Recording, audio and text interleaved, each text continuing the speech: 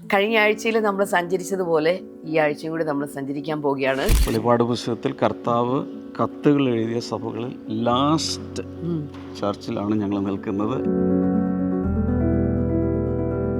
കുറച്ചും കൂടി ഒരു ഹിസ്റ്റോറിക്കൽ ആൻഡ് ജോഗ്രഫിക്കൽ കോണ്ടെക്സ്റ്റോട് കൂടി ഇതിനെ എഴുതാൻ വേണ്ടി സ്ക്രൈബ് ചെയ്തിരിക്കുന്ന ആൾ ഒരു പക്ഷേ വ്യത്യസ്തനായിട്ടുള്ള ഒരാളായിരിക്കാം. ബ്ലെസ്സിംഗ് ടുഡേ എന്നുള്ള പേര് പോലും ആവിർഭവിച്ചത് ഈ വാക്യം കൊണ്ടാണ്.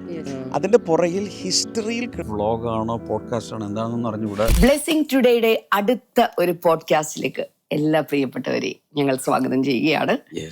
കഴിഞ്ഞ ആഴ്ചയിൽ നമ്മൾ സഞ്ചരിച്ചതുപോലെ ഈ ആഴ്ചയും കൂടി നമ്മൾ സഞ്ചരിക്കാൻ പോവുകയാണ്. ടർക്കിയുടെ ഗ്രാമങ്ങളിലൂടെ, നഗരവീഥികളിലൂടെ, പഴയ കാലഘട്ടത്തിലൂടെ, അവരുടെ പഴയ കാലഘട്ടത്തിന്റെ അവശിഷ്ടങ്ങളിലൂടെ, ഓർമ്മകളിലൂടെ, ചരിത്രത്തിന്റെ താളുകളിലൂടെ ഒക്കെ കഴിഞ്ഞ ആഴ്ചയിലെ എപ്പിസോഡിലെ ഏതാണ്ട് 1.5 മണിക്കൂർ സമയം നമ്മളിങ്ങനെ ട്രാവൽ ചെയ്യായിരുന്നു. നിങ്ങളും ഞങ്ങളുടെ കൂടെ ഉണ്ടായിരുന്നു എന്നാണ് ഞാൻ വിശ്വസിക്കുന്നത്. ഇന്നും നമ്മൾ അടുത്ത ചില താളുകളിലൂടെ ട്രാവൽ ചെയ്യാനായിട്ട് പോകുകയാണ്. ടർക്കി. കഴിഞ്ഞ ദിവസം നമ്മൾ 4 സഭകൾ ഫോക്കസ് ചെയ്തു. ഏതൊക്കെയായിരുന്നു അത്?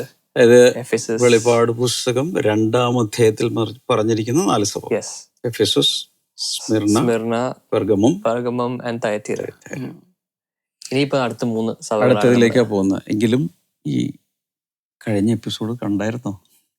ഇല്ലെങ്കിൽ ഇന്ന് തന്നെ നിങ്ങളത് കാണണം. കാരണം അതിന്റെ കണ്ടിന്യൂഷനാണ്. ആർക്കെങ്കിലും മിസ്സായിട്ടുണ്ടെങ്കിൽ ബ്ലെസ്സിംഗ് ടുഡേയുടെ ചാനൽ തന്നെ ഉണ്ട്, കാണണം. അത് കാണേണ്ട ഒരു പ്രത്യേകതയും കൂടെ ഉണ്ട്. എനിക്കൊന്ന് ഫസ്റ്റ് ഡാമിന് എന്തോ ഒരു സർപ്രൈസ് അതിനകത്ത് ഒളിപ്പിച്ചു വെച്ചിട്ടുണ്ട്. പറയട്ടെ? പറഞ്ഞു വെക്കുന്നത് നല്ലതായിരിക്കും. അപ്പൊ എല്ലാരും പോയി കാണും. ഓക്കെ, അങ്ങനെയാണെങ്കിൽ പറയാം. ഈ 2 പോഡ്കാസ്റ്റും കണ്ട ശേഷം ഈ പോഡ്കാസ്റ്റിന്റെ അവസാനം ഞാൻ 5 ചോദ്യം ചോദിക്കും.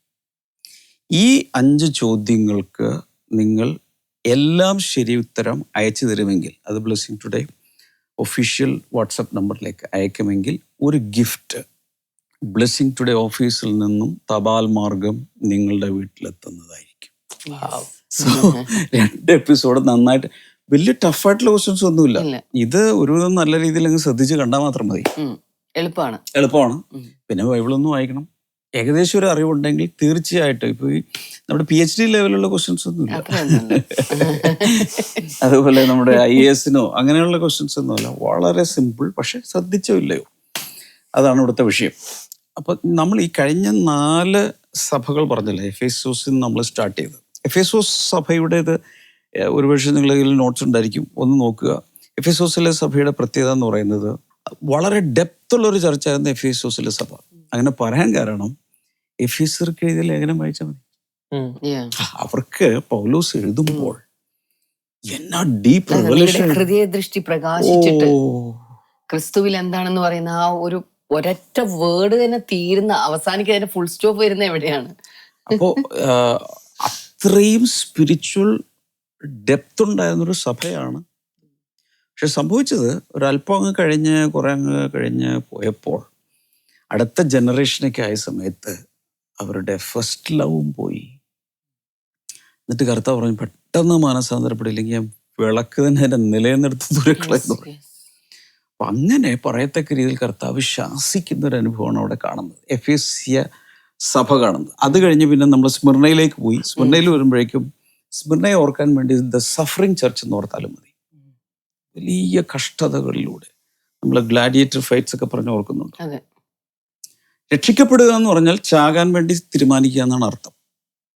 ഞാൻ യേശുവിനെ കർത്താവായി സ്വീകരിച്ചു എന്ന് പറഞ്ഞാൽ ഏത് നിമിഷവും എൻ്റെ മുമ്പിൽ മരണം വന്ന് നിൽക്കാം. അങ്ങനെ ഒരു ഫേസ് ചെയ്യുന്നൊരു സഭയാണ് സ്മിർന. അത് കഴിഞ്ഞ് നമ്മൾ പെർഗമോസിലോട്ട് പോയി. ഒന്ന് പറഞ്ഞേ, സാത്താന്റെ സിംഹാസനമുള്ള ഇടം എന്ന് ഓർത്താൽ മതി. അപ്പൊ അവിടെ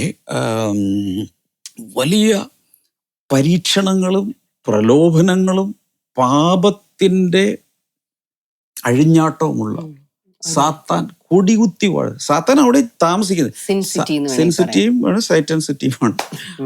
അവിടെ സഭ അവർക്ക് എഴുതിയ ദൂത്. പിന്നെയാണ് തുയഥൈരയിലേക്ക് പോയത്. അവിടെയാണ് നമ്മള് തുറമുഖ പട്ടണമാണ്, ഭയങ്കര ഒരു ട്രേഡ് സെന്റർ ആണ്. ഒത്തിരി ട്രേഡ് ഗിൽഡുകൾ അവിടെ ഉണ്ടായിരുന്നു. ട്രേഡ് യൂണിയനുകൾ ഒത്തിരി ഉണ്ട് അവിടെ. അപ്പൊ ഇവർക്ക് എന്തെങ്കിലും നടക്കണമെന്നുണ്ടെങ്കിൽ ഈ ഗിൽഡിൽ അവർ ട്രേഡ് യൂണിയനിൽ ജോയിൻ ചെയ്യണം. ട്രേഡ് യൂണിയനിൽ ജോയിൻ ചെയ്യണമെന്നുണ്ടെങ്കിൽ അവരുടെ എല്ലാ പരിപാടികളും ചെയ്യണം. അങ്ങനെ പലരും ഭയങ്കരമായ ദാരിദ്ര്യത്തിലേക്ക് പോയി.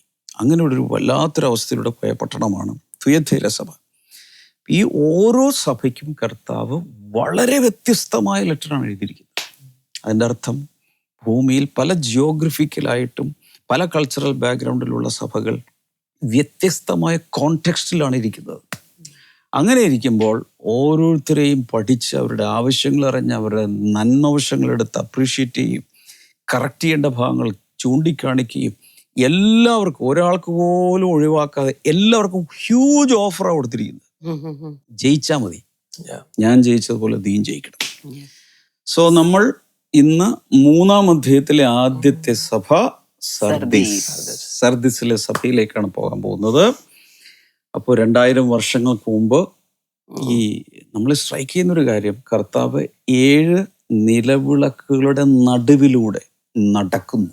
അതിൻ്റെ അർത്ഥം സഭയിൽ ഒരു ഡോക്ടർ റൗണ്ട്സ് എടുക്കുന്നത് പോലെ കർത്താവ് ഓരോ സഭയിലൂടെയും കയറി ഇറങ്ങി നടക്കുകയാണ്. എന്നിട്ട് ഞാൻ വെളിപാട് പുസ്തകം പഠിപ്പിച്ചപ്പോൾ പറഞ്ഞ പോലെ ഒരു ഡയഗ്നോസ്റ്റിക് റിപ്പോർട്ടാണ്. ഞാൻ നിന്നെ നോക്കി അനലൈസ് ചെയ്തു, ഒരു കുറവുണ്ട്, അത് കറക്റ്റ് ചെയ്യും, നിന്റെ ഇത് കൊള്ളാം, സൂപ്പർ, കീപ് ഇറ്റ് അപ്പ്, ഇങ്ങനെ പറയുന്നത്. അപ്പോൾ സർദീസിലേക്ക് ചെല്ലുമ്പോൾ എന്താണ്, നമുക്ക് ഈ വീഡിയോ കണ്ടിട്ട് തിരിച്ചു വരാം.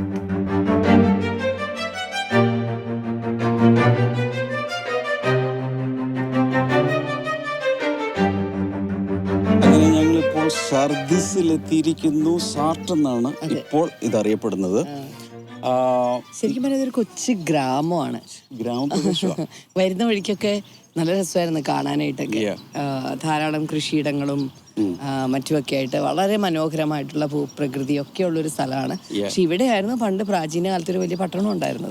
അന്നത്തെ കാലത്ത് ഏറ്റവും ഫോർട്ടിഫൈഡ് സിറ്റി എന്ന് പറയുന്നത് അക്രോപോളിസ് എന്ന് പറയുന്നത്, എന്ന് വെച്ചാൽ ഹൈ സിറ്റി. വലിയൊരു ഹില്ലിൻ്റെ മുകളിലായിരിക്കും അവർ ഇത് പണിയുന്നത്. അതിന് ചുറ്റും ഒരു ഫോർട്രസ് ഉണ്ടായിരിക്കും, ഒരു കോട്ട ഉണ്ടായിരിക്കും. അത് കൂടാതെ അതൊരു റിലീജിയസ് ഹബ്ബാണ്. പിന്നെ അവിടെ റോയൽ പാലസ് ഉണ്ടായിരിക്കും. ഇവരുടെ ഫുൾ ട്രഷറി അവിടെ ആയിരിക്കും. ട്രഷറി എന്ന് പറഞ്ഞാൽ അവരുടെ ഗോൾഡ്, സിൽവർ, എന്തൊക്കെ അവർക്ക് ഉണ്ടോ അതെല്ലാം ഈ ഹിൽ ടോപ്പിലായിരിക്കും. എന്നിട്ട് അവിടെ അവരെ ഫോർട്ടിഫൈ ചെയ്ത് കാവൽക്കാരുമായിട്ട് ജനങ്ങളൊക്കെ താഴ്വരയിലായിരിക്കും. പക്ഷേ ഈ എംപററും എല്ലാവരും കൂടെ ഏറ്റവും മുകളിൽ, അതിനാണ് അക്രോപോളിസ് എന്ന് പറയുന്നത്. അങ്ങനൊരു പട്ടണം, അങ്ങനൊരു ഇതായിരുന്നു. ഇപ്പം ഞങ്ങളതിൻ്റെ അവശിഷ്ടങ്ങളുടെ മുമ്പിലാണ് നിൽക്കുന്നതിൻ്റെ പുറകിൽ നോക്കിയാൽ കാണാം അതിൻ്റെ ബാക്കിയുള്ള ഭാഗങ്ങൾ, ഒത്തിരി സ്ട്രക്ചേഴ്സ് എല്ലാം ഇതിൻ്റെ ഈ ഒത്തിരി ഏക്കറുള്ള ഒരു പ്രദേശമാണ്. And this is so beautiful. എനിക്കൊന്ന് ആദ്യം നമുക്കൊന്ന് എന്താണ് വെളിപ്പാട് പുസ്തകത്തിൽ ഇതിനെക്കുറിച്ച് പറഞ്ഞിരിക്കുന്നതെന്ന് നോക്കാം. അതെ, വെളിപ്പാട് പുസ്തകം 3-ാം അധ്യായം. സർദീസിലെ സഭയുടെ ദൂതന് എഴുതുക, ദൈവത്തിന്റെ 7 ആത്മാവും 7 നക്ഷത്രവും ഉള്ളവൻ അരുളി ചെയ്യുന്നത്, ഞാൻ നിന്റെ പ്രവൃത്തി അറിയുന്നു. ജീവനുള്ളവൻ എന്ന് നിനക്ക് പേരുണ്ടെങ്കിലും നീ മരിച്ചവനാകുന്നു. ഉണർന്ന് കൊള്ളുക, ചാവാറായ ശേഷിപ്പുകളെ ശക്തീകരിക്കുക. ഞാൻ നിന്റെ പ്രവൃത്തി എന്റെ ദൈവത്തിന്റെ സന്നിധിയിൽ പൂർണ്ണമുള്ളതായി കണ്ടില്ല. ആകയാൽ നീ പ്രാപിക്കുകയും കേൾക്കുകയും ചെയ്തത് എങ്ങനെയെന്നോർത്ത് അത് കാത്തുകൊള്ളുകയും മാനസാന്തരപ്പെടുകയും ചെയ്യുക. നീ ഉണരാതിരുന്നാൽ ഞാൻ കള്ളനെ പോലെ വരും. ഏത് നാഴികയ്ക്ക് നിന്റെ മേൽ വരും എന്ന് നീ അറിയുകയുമില്ല. എങ്കിലും ഉടുപ്പ് മലിനമാകാത്ത കുറെ പേർ സർദീസിൽ നിനക്കുണ്ട്. അവർ യോഗ്യന്മാരാകിയാൽ വെള്ള ധരിച്ചും കൊണ്ട് എന്നോടുകൂടെ നടക്കും. ജയിക്കുന്നവൻ വെള്ളയുടുപ്പ് ധരിക്കും. അവന്റെ പേർ ഞാൻ ജീവപുസ്തകത്തിൽ നിന്ന് മായ്ച്ചു കളയാതെ എന്റെ പിതാവിന്റെ സന്നിധിയിലും അവന്റെ ദൂതന്മാരുടെ മുൻപിലും അവന്റെ പേർ ഏറ്റുപറയും. ആത്മാവ് സഭകളോട് പറയുന്നത് എന്തെന്ന് ചെവിയുള്ളവൻ കേൾക്കട്ടെ. സാർദിസ് ഒരു വൺ ഓഫ് ദി വെൽത്തിയസ്റ്റ് സിറ്റീസിൽ ഒന്നായിരുന്നു. ലോകചരിത്രത്തിൽ ആദ്യമായിട്ട് സ്വർണ്ണ നാണയങ്ങളും വെള്ളി നാണയങ്ങളും ഉണ്ടാക്കിയ സ്ഥലം സർദീസ് ആയിരുന്നു. അപ്പോൾ ഇവർ വെൽത്തി ആയിരുന്നു, നല്ല പണം ഉണ്ടായിരുന്നു. പക്ഷെ കുഴപ്പം എന്തെന്ന് ചോദിച്ചാൽ ഇവർ ഏകദേശം മരിച്ച സഭയാണ്, ചത്ത സഭ എന്ന്, ദ ഡെഡ് ചർച്ച് എന്ന് ഇതിനെ പറയുന്നത്. മരിച്ചു പോയ പോലെ കിടക്കുന്ന ഒരു സഭയാണ്. അപ്പോൾ അങ്ങനെ ഒരു സഭയോടാണ് കർത്താവ് കത്തെഴുതുന്നത്. നിനക്ക് ജീവനുള്ളവരെന്നൊക്കെ പേരുണ്ട്, പക്ഷേ നീ ചത്തിരിക്കുക, സ്പിരിച്വലി യു ആർ ഡെഡ്. പക്ഷെ ഇവരത് അറിയുന്നുമില്ല. ഇതിൻ്റെ പുറകിലൊരു ചരിത്രമുണ്ട്. ചരിത്രം ഇതാണ്: ഒരു കുന്നിൻ്റെ മുകളിൽ വളരെ ഫോർട്ടിഫൈഡ് ആയിട്ടുള്ളൊരു സിറ്റി ആണെങ്കിലും 2 പ്രാവശ്യം ഇവിടെ അറ്റാക്ക് ഉണ്ടായി, ശത്രുക്കൾ വന്ന് കീഴടക്കി. അതിൻ്റെ മെയിൻ കാരണം എന്ന് വെച്ചാൽ ഒരു വാച്ച്ഫുൾ ആയിരുന്നില്ല. ഇവർക്ക് ഓവർ കോൺഫിഡൻസാണ്. ഞങ്ങളാരും ജയിക്കാനൊന്നും പോകുന്നില്ല, ശത്രുക്കളാരും ഞങ്ങളെ കീഴ്പ്പെടുത്താൻ പോകുന്നില്ല. ഇവർ കാവൽക്കാർ ഒരു തരത്തിൽ പറഞ്ഞാൽ ഉറങ്ങിക്കളഞ്ഞു, അഥവാ ഉണർന്നിരുന്നില്ല, വാച്ച്ഫുൾ ആയിരുന്നില്ല. അതുകൊണ്ട് കർത്താവ് പറഞ്ഞു ഞാൻ കള്ളനെ പോലെ വരും.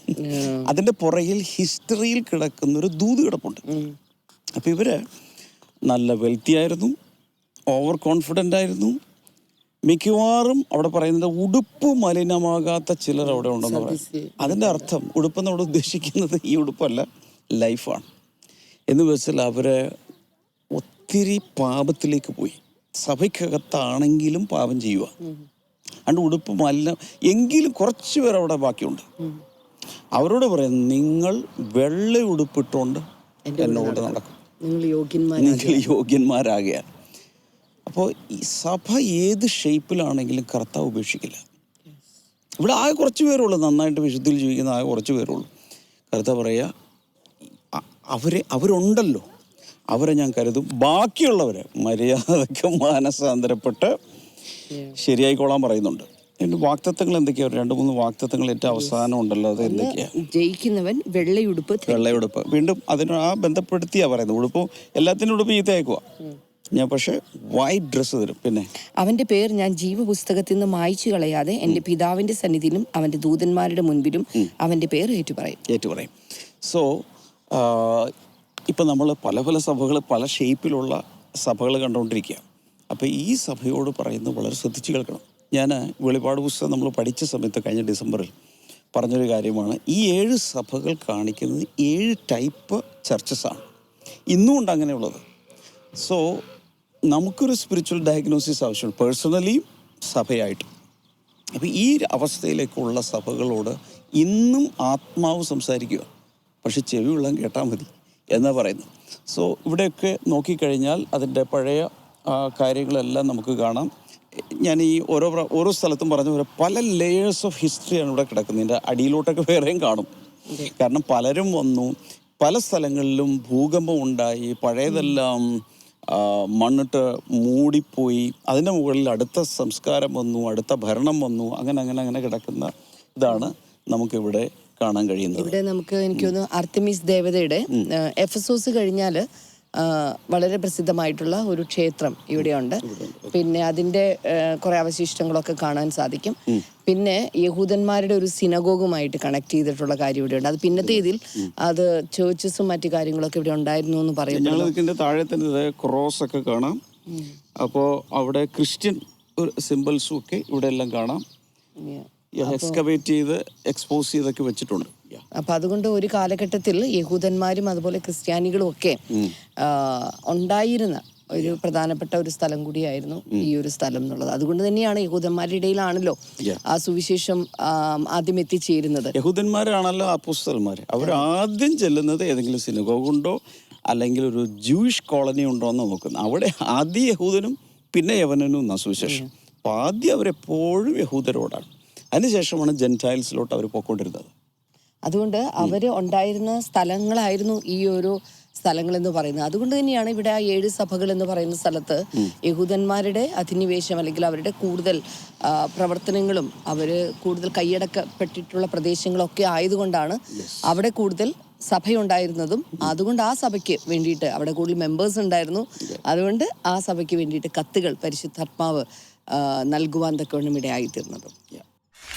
യെസ്, നമ്മള് സർദീസിന്റെ ക്ലിപ്പിംഗ്സ് ഒക്കെ കണ്ടു. ശരിക്കും അവിടെ ചെന്നതിന് ശേഷം നമ്മൾ അതിന്റെ അകത്തൂടെ പോയ കുറെ ക്ലിപ്പിംഗ്സ് അവിടെ കിട്ടിയിട്ടുണ്ടായിരുന്നു. ഒരു സിനഗോഗാണത്. കയറി ചെല്ലുമ്പോ തന്നെ അവിടെ ഒരു താമ്ര തൊട്ടി, അന്നത്തെ കാല് കഴുകിയിട്ട് കയറി ചെല്ലുന്നത്, അതിനുശേഷം അവര് തോറ വായിക്കുന്ന സ്ഥലം. എനിക്കൊന്ന് അതിന്റെ ഒരു റീൽസ് ഒക്കെ ചിലപ്പോൾ ഒരു പക്ഷേ പാസ്റ്റ് ഡാമിന്റെ ഒരു റീൽസ് ഒരു പക്ഷേ പലരും ഇതിനോടൊക്കെ കണ്ടു കാണുമായിരിക്കും. അതിനുള്ളിൽ നിന്നപ്പോഴായിരുന്നു എന്ത് വലിയൊരു സിനഗോഗായിരുന്നു അന്നത്തെ കാലത്തെ. അത്രയും യഹൂദന്മാരായിരുന്നു ആ കാലഘട്ടത്തിൽ ചിതറിപ്പാർത്ത യഹൂദന്മാർ എന്ന് പറയുന്നത്. അത് ഇസ്രായേലല്ലാതെ മറ്റൊരു രാജ്യത്ത് അവർ താമസിക്കുന്നു. അപ്പോൾ ആ ഒരു റിവൈവൽ അവിടെ തുടങ്ങിക്കഴിഞ്ഞു. അത് മാത്രമല്ല അവിടെ നമ്മള് യാക്കൂബ് എന്നൊക്കെ പറഞ്ഞ ഓരോരുത്തരുടെ കടയുടെ പേരൊക്കെ അവിടെ കൊടുത്തിട്ടുണ്ടായിരുന്നു. റോഡിലൂടെ പോകുമ്പോൾ ലെഫ്റ്റ് സൈഡിൽ മുഴുവൻ ഒത്തിരി കടകളാണ്.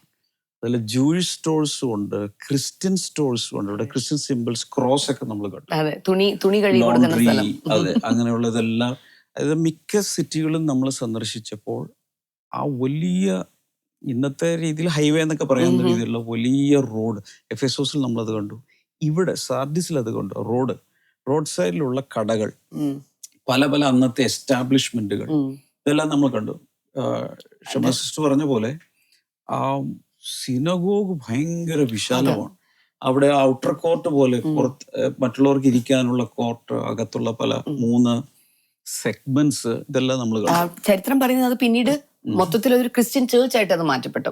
കാരണം അന്ന് അവിടെ എഴുതി വെച്ചിട്ടുണ്ട്, അവിടെ ഉണ്ടായിരുന്ന യഹൂദന്മാരെല്ലാവരും തന്നെ ക്രിസ്ത്യാനിറ്റിയിലിട്ട് അവര് കൺവേർട്ട് ചെയ്യപ്പെടുകയാണ് ചെയ്തത്. അങ്ങനെ ആ സമയത്ത് ക്രിസ്ത്യാനിറ്റി എന്ന് തുടക്കം അറിയപ്പെട്ടിരുന്നത് ഒരു ജൂയിഷ് റിലീജിയന്റെ യഹൂദന്മാരുടെ സെക്ട് ആയിട്ടാണ് അറിയപ്പെട്ടിരുന്നത്. ഒരു റിവൈവൽ മോഡിൽ വന്നിട്ടുള്ള. ബട്ട് അതിനുശേഷമാണ് അതിന്റെ ഒരു ടേക്ക് ഓവർ അല്ലെങ്കിൽ അതിന്റെ ഒരു വലിയൊരു വളർച്ച ക്രിസ്ത്യാനിറ്റിയുടെ കണ്ടത്. ബട്ട് എനിക്ക് ഏറ്റവും എന്നെ ആശ്ചര്യപ്പെടുത്തിയ കാര്യം എന്ന് പറഞ്ഞാൽ ആ വലിയൊരു സിറ്റിയുടെ സെന്ററിൽ തന്നെയാണ് സിനഗോഗ്. യുനോ, അല്ലെങ്കിൽ സിറ്റിയിൽ നിന്ന് ഒരു 5 കിലോമീറ്റർ അപ്പുറത്ത് ഒരു മൂലക്ക് അവിടെയല്ല വെച്ചിരിക്കുന്നത്. എല്ലാവരും എവിടെയാണോ ഉള്ളത് അവിടെ തന്നെയാണ് സിനഗോഗും ചർച്ചും ഉണ്ടായിരുന്നത്. സോ നമ്മളും ആണെങ്കിലും ഇപ്പൊ പൗലോസ് അപ്പോസ്തലനാണെങ്കിലും he was in the city centre. എല്ലാ ദിവസവും വന്ന് സംസാരിക്കാൻ ഹി വാസ് ദെയർ. ആൾക്കാർ വന്ന് സംസാരിക്കുമായിരുന്നു, ഡിബേറ്റ് ചെയ്യുമായിരുന്നു, സുവിശേഷം സംസാരിക്കുമായിരുന്നു. അങ്ങനെ they were there in the marketplace. So ആ ഒരു അതിന്റെ ഒരു ഇമ്പോർട്ടൻസ് ഐ തിങ്ക് നമ്മള് ഹിസ്റ്ററിയിലേക്ക് നോക്കുമ്പോൾ അതിന് ഇമ്പോർട്ടൻസ് ഇപ്പോഴും അതിന് ഇമ്പോർട്ടൻസ് ഉണ്ടെന്ന് നമുക്ക് മനസ്സിലാവും. പറഞ്ഞതുകൊണ്ട് ഞാൻ ഒരു കാര്യം കൂടെ കണക്ട് ചെയ്ത് പറയാം. അപ്പോസ്തല പ്രവൃത്തികൾ 12-ാം അധ്യായം വരെ ലീഡ് ചെയ്യുന്നത് പത്രോസാണ്. മെയിൻ ഫോക്കസ് ജ്യൂസ് ആൻഡ് അധികവും വില്ലേജ് ഇന്റീരിയർ ഏരിയസിൽ അവർ ഫോക്കസ് ചെയ്തുകൊണ്ടിരുന്നത്. 13-ാം അധ്യായം മുതൽ ലീഡ് ചെയ്യുന്നത് പൗലോസാണ്. മെയിൻ ഫോക്കസ് ജെന്റൈൽസ്, എല്ലാം അർബൻ ഫോക്കസ് ആയിരുന്നു. അതുപോലെ തന്നെ നമുക്ക് അപ്പോസ്തല പ്രവൃത്തികളുടെ ആ പ്രോഗ്രസ് നമുക്ക് കാണാം. ഇപ്പോൾ പൗലോസ് ചെല്ലുന്ന ഒരു പട്ടണത്തിലോട്ട് ചെന്ന് കഴിഞ്ഞാൽ ഈ ബുൾഡോസറും കൊണ്ട് വരുന്ന പോലെയാണ് സ്പിരിച്വലി. പുള്ളി അങ്ങ് കയറി പരസ്യമായി, ഇപ്പൊ ഏറ്റവും വലിയ പ്ലാറ്റ്ഫോം എവിടെ കിട്ടും? അവിടെ. ഇപ്പൊ 17-ാം അധ്യായത്തിൽ നമ്മൾ കണ്ടില്ലേ, ഏഥൻസിൽ ചെന്നിട്ട് അവിടുത്തെ ഏറ്റവും വലിയ മെമ്മോറിയൽ ഇതെല്ലാം ഉള്ള അഥേനയിൽ അല്ലെ, അഥേന എന്ന് പറയുന്നത്, ഏഥൻസിൽ ചെന്നിട്ട് ശക്തമായി പ്രസംഗിക്കും. പിന്നെ അവിടെ കാണുന്നത് ചിലപ്പോ അടുത്തത് പിന്നെ ഒരു പൊടിയും പോയൊക്കെ പൊങ്ങും. ചിലപ്പോ കല്ലേറില്ല, ഒരു കലാപം, ഒരു ഭയങ്കര റയറ്റിലായിരിക്കും ചിലപ്പോ അവസാനിക്കാറും സമയത്ത്. അങ്ങനെ തന്നെ അവസാനിപ്പിക്കണം, എങ്ങനെയെങ്കിലും പൊക്കിയെടുത്ത് പുള്ളി അത് കഴിഞ്ഞ് നേരെ കൊണ്ട് ജയിലിൽ കൊണ്ടുപോയിട്ടാണല്ലോ, അത് കഴിഞ്ഞ് ചിലപ്പോ ജയിലിൽ കൊണ്ടുപോയിടും. അങ്ങനെയാണ് പറഞ്ഞത്, ഈ ഭൂലോകത്തെ കീഴ്മേൽ മറിച്ചവർ, അതായത് അവര് നേരെ അപ്സൈഡ് ഡൗൺ ആക്കി വേൾഡിനെ, തിരിച്ചവർ ഇവിടെ എത്തിയോ.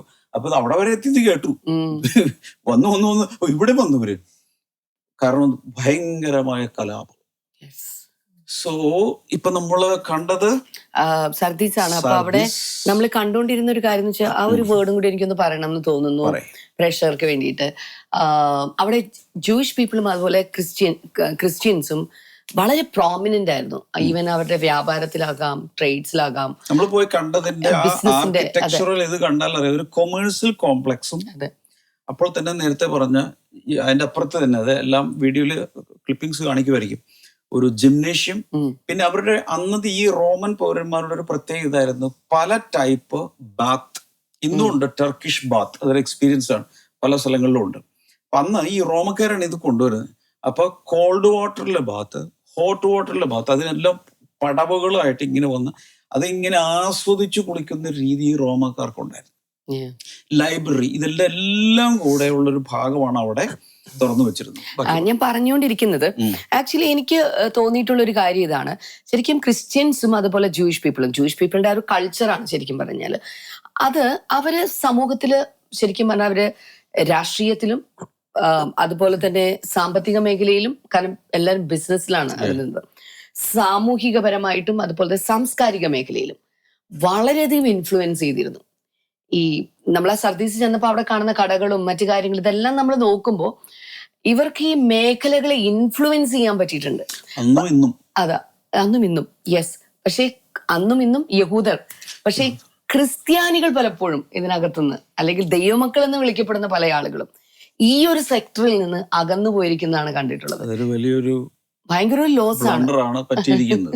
അത് ചെയ്യുന്നത് എന്ന് വെച്ചാൽ ആ തിയോളജിക്കൽ പെർസ്പെക്റ്റീവിൽ വന്ന ഒരു ഭയങ്കരമായൊരു അബദ്ധമാണിത്. യഹൂദന്മാരെ കർത്താവ് എന്താ പറഞ്ഞത്? ഞാൻ നിന്നെ വാലല്ല തലയാക്കും. എന്താണ് ഹെഡ്ഷിപ്പ്? ഏത് സൊസൈറ്റിയിലും കമ്മ്യൂണിറ്റിയിലും എവിടെയാണ് അവരുടെ ടോപ്പ്? ഏറ്റവും കൂടുതൽ നോബൽ പ്രൈസ് ചരിത്രത്തിൽ നേടിയിട്ടുള്ളതാരാ? യഹൂദന്മാരാ. ഏറ്റവും ടോപ്പ് ബിസിനസ്സിൽ നിൽക്കുന്നതാരാ? യഹൂദരാണ്. ഇന്നും അപ്പൊ അതുകൊണ്ട് ശാസ്ത്രജ്ഞന്മാർ ഇതിലെല്ലാം വെച്ച് നോക്കുമ്പോൾ അഗ്രികൾച്ചർ, ഫ്ലവർ എക്സ്പോർട്ടിങ് തുടങ്ങിയുള്ള ഈ കേരളത്തിന്റെ ഒരു ചെറിയ പീസ് മാത്രമേ ഉള്ളൂ. അത്രയുള്ള ആകപ്പാടെ ഇസ്രായേൽ എന്ന് പറയുന്നത്. പല മെയിൻ മെഡിസിൻസ് ഒക്കെ ഏറ്റവും നല്ലത് ഇസ്രായേലിന്റെ മെഡിസിൻസ് ആണ് വരുന്നത്. അപ്പം ഈ സർദീസ് എന്ന് പറയുന്ന ഈ ഒരു സ്ഥലത്തിന്റെ കാഴ്ചകൾ നമ്മൾ കണ്ടുകൊണ്ടിരിക്കുമ്പോൾ സ്പിരിറ്റില് ആക്ച്വലി ഞാൻ അവിടെ നിൽക്കുമ്പോൾ ഞാനത് പ്രാർത്ഥിക്കുകയായിരുന്നു. ആ 1-ാം നൂറ്റാണ്ടിലെ ആ ഒരു ഇൻഫ്ലുവൻസ്, ചേർച്ചിനുണ്ടായിരുന്ന ആ ഒരു ഇൻഫ്ലുവൻസ് അതിലേക്ക് ഇനിയുള്ള എന്താ പറയുക 21-ാം നൂറ്റാണ്ട് കഴിഞ്ഞിരിക്കുന്ന അല്ലെങ്കിൽ കടന്നു പോയിക്കൊണ്ടിരിക്കുന്ന ഈ കാലഘട്ടത്തിൽ 20 നൂറ്റാണ്ടിന് ശേഷം അതേ ഇൻഫ്ലുവൻസിലേക്ക് സഭയും ദൈവമക്കളും കടന്നു വരാനുള്ള ഒരു സമയമായിരിക്കുകയാണ്. അപ്പൊ ഈ സർദീസിലുള്ളവരോട് കർത്താവ് പറയുന്നൊരു കാര്യം ഇതാണ്: ഐ നോ യുവർ ഡീഡ്സ്. ഞാൻ നിന്റെ പ്രവൃത്തി അറിയുന്നു. You have a reputation of being a life. ജീവനുള്ളതെന്ന് നിനക്ക് പേരുണ്ട്, ബട്ട് യു ആർ ഡെഡ്. പേരിൽ മാത്രമേ ഒരു സ്പിരിച്വൽ ലൈഫ് ഉള്ളൂ, പക്ഷെ മരിച്ചിരിക്കുമോ. ചത്ത സഭ എന്ന് പറയുന്നു. എന്നിട്ട് കർത്താവ് പറഞ്ഞു, വേക്ക് അപ്പ്, ഉണർന്നെഴുന്നേൽക്കുക, strengthen what remains and is about to die. എന്താണ്? ചാവാറായ ശേഷിപ്പുകളെ ശക്തിയിരിക്കുക. ഇപ്പം മരിക്കും എന്ന് പറഞ്ഞ രീതിയിലുള്ള എന്ന് പറഞ്ഞാൽ വെന്റിലേറ്ററിൽ കിടക്കുന്ന അവസ്ഥയാണ്. ഈ സഭയിലെ മിക്കവാറും ഒരു പോർഷൻ വെന്റിലേറ്റർ സപ്പോർട്ടിലാണ്. അതുപോലെ എന്ന് വെച്ചാൽ സ്പിരിച്വലി അങ്ങനെ ഒരു അവസ്ഥയിൽ കിടക്കുന്നത് കൊണ്ട് പെട്ടെന്ന് തന്നെ ഉണർന്നെഴുന്നേൽക്കാൻ കർത്താവ് പറയുകയാണ്. എന്നിട്ട് മാനസാന്തരപ്പെടുക, നിനക്കുള്ളത് മുറുകെ പിടിക്കുക, അല്ലെങ്കിൽ ഞാൻ കള്ളനെ പോലെ വരും, എന്തെല്ലാം വാണിങ്ങാ കൊടുക്കുന്നേ. എങ്കിലും ഈ വലിയ ഇങ്ങനെയുള്ള പ്രശ്നങ്ങളുടെ നടുവിലും ഉടുപ്പ് മലിനമാക്കാത്ത ചിലർ അവിടെ ഉണ്ട്. അതും കർത്താവ് കൊണ്ട്. അപ്പോൾ ഒരു സഭയ്ക്കകത്ത് ഒത്തിരി പേര് അഴുക്കിൽ ജീവിക്കുമ്പോഴും പാപത്തിൽ ജീവിക്കുമ്പോഴും പ്രാർത്ഥനാ ജീവിതമുള്ള വിശുദ്ധിയില്ല, വന്നു പോകുന്നു, പേരുണ്ട്, പുറത്തൊരു പരിവേഷം മാത്രം. അപ്പോഴും അതിനകത്തൊരു ന്യൂനപക്ഷം, ഒരു 10 പേര്, ഒരു 20 പേര്, അല്ലെങ്കിൽ ഇത്ര ശതമാനം അവിടെ നല്ല രീതിയിൽ അതും കർത്താവിനെ അറിയാം. എല്ലാവരെയും കർത്താവ് ഇൻഡിവിജ്വലി അറിയുന്നു, കോർപ്പറേറ്റ്ലി അറിയുന്നു. പിന്നെ വാഗ്ദത്തങ്ങളെല്ലാം അവിടെ കൊടുത്തിട്ടുണ്ട്. നമുക്ക് അടുത്തൊരു സ്ഥലത്തേക്കാണ് പിന്നീട് നമ്മൾ പോയത്. ഏതാണ് സ്ഥലം? പറ. യെസ്, എല്ലാവർക്കും അറിയാം, ഫിലഡൽഫിയ.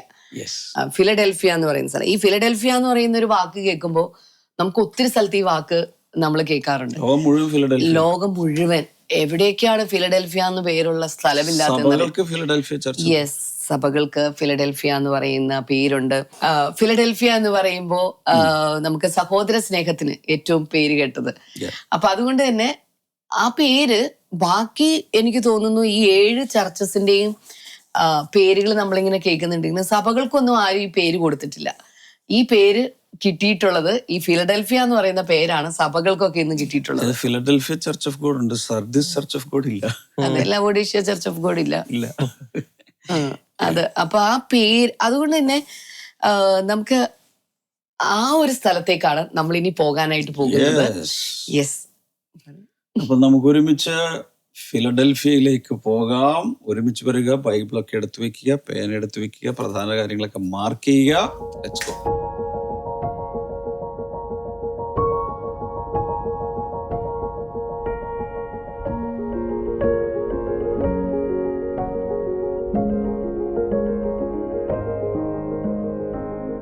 ഞങ്ങളിപ്പോൾ ഫിലഡൽഫിയ ചർച്ച് നിന്നിരുന്ന ആ സ്ഥലത്താണ് എത്തിയിരിക്കുന്നത്.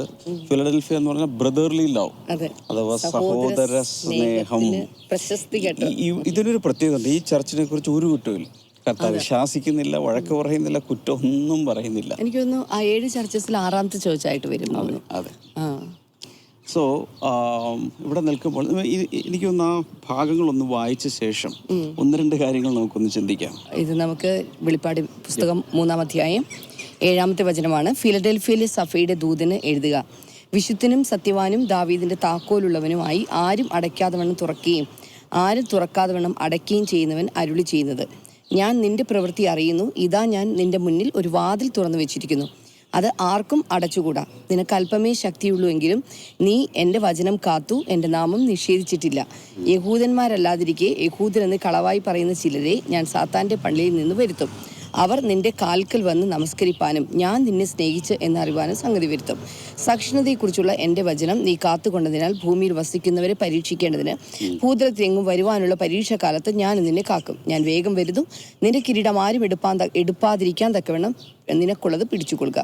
ജയിക്കുന്നവനെ ഞാൻ എൻ്റെ ദൈവത്തിൻ്റെ ആലയത്തിൽ ഒരു തൂണാക്കും. അവൻ ഒരിക്കലും അവിടെ നിന്ന് പോകുകയില്ല. എൻ്റെ ദൈവത്തിൻ്റെ നാമവും എൻ്റെ ദൈവത്തിൻ്റെ പക്കൽ നിന്ന് സ്വർഗത്തിൽ നിന്ന് തന്നെ ഇറങ്ങുന്ന പുതിയ യെരൂശലേം എന്ന ദൈവത്തിൻ്റെ നഗരത്തിൻ്റെ നാമവും എൻ്റെ പുതിയ നാമവും ഞാൻ അവൻ്റെ മേൽ എഴുതും. ആത്മാവ് സഭകളോട് പറയുന്നത് എന്തെന്ന് ചെവിയുള്ളവൻ കേൾക്കട്ടെ. ഇവിടെ കർത്താവ് കൊടുത്ത ഒരു വാഗ്ദത്തം, ആരും അടക്കാതെ വണ്ണം ഒരു വാതിൽ നിന്റെ മുമ്പിൽ ഞാൻ തുറന്നു വച്ചിരിക്കുന്നു. ബ്ലെസ്സിങ് ടുഡേ മിനിസ്ട്രിയെ തന്നെ മാറ്റിമറിച്ച ഒരു ബ്ലെസ്സിങ് ടുഡേ എന്നുള്ള പേര് പോലും ആവിർഭവിച്ചത് ഈ വാക്യം കൊണ്ടാണ്.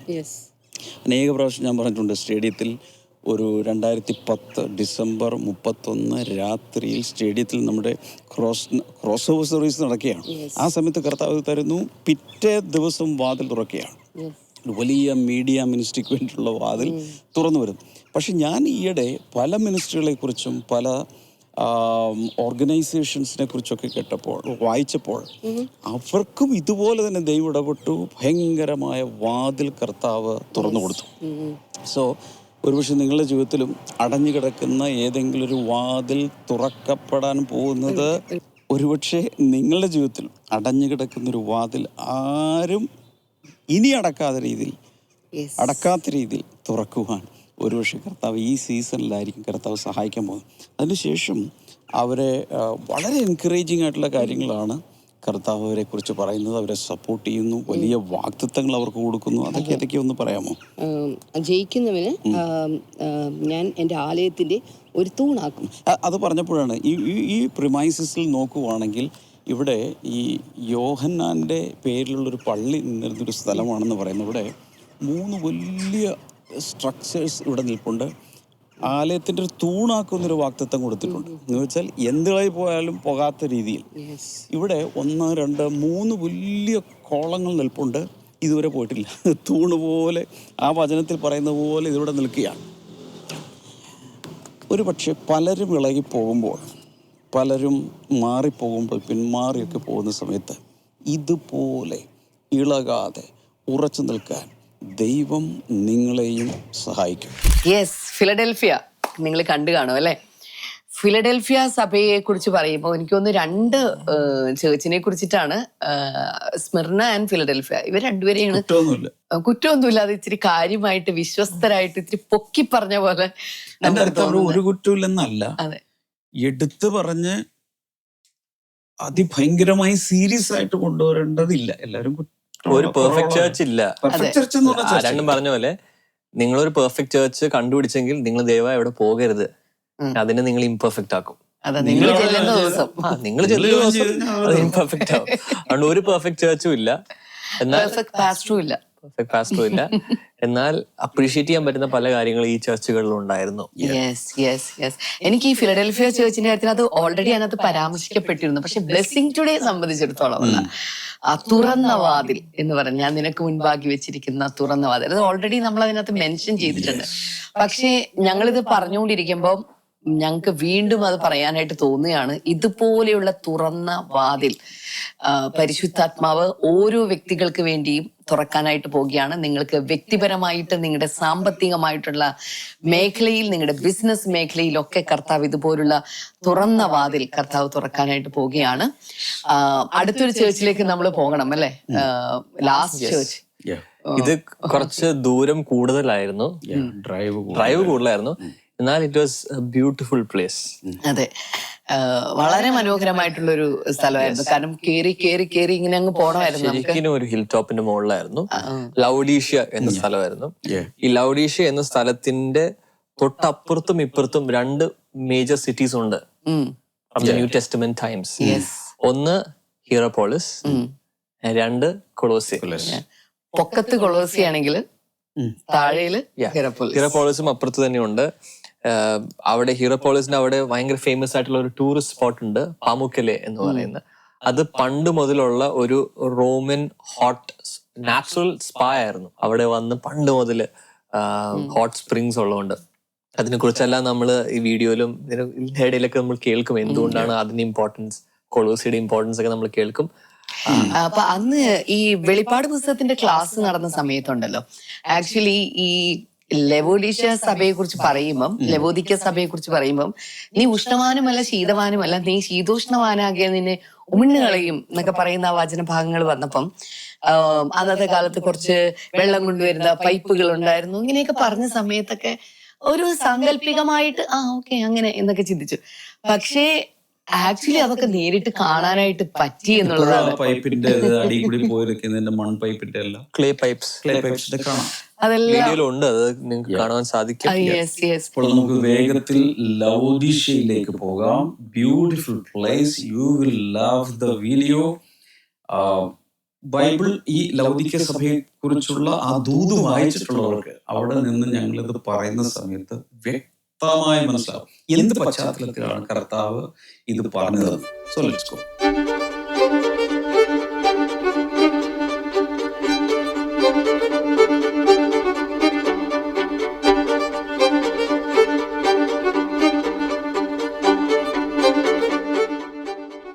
വെളിപാട് പുസ്തകത്തിൽ കർത്താവ് കത്തുകൾ എഴുതിയ സഭകളിൽ ലാസ്റ്റ് ചർച്ചിലാണ് ഞങ്ങൾ നിൽക്കുന്നത്. എന്ന് വെച്ചാൽ ആ സ്ഥലത്ത്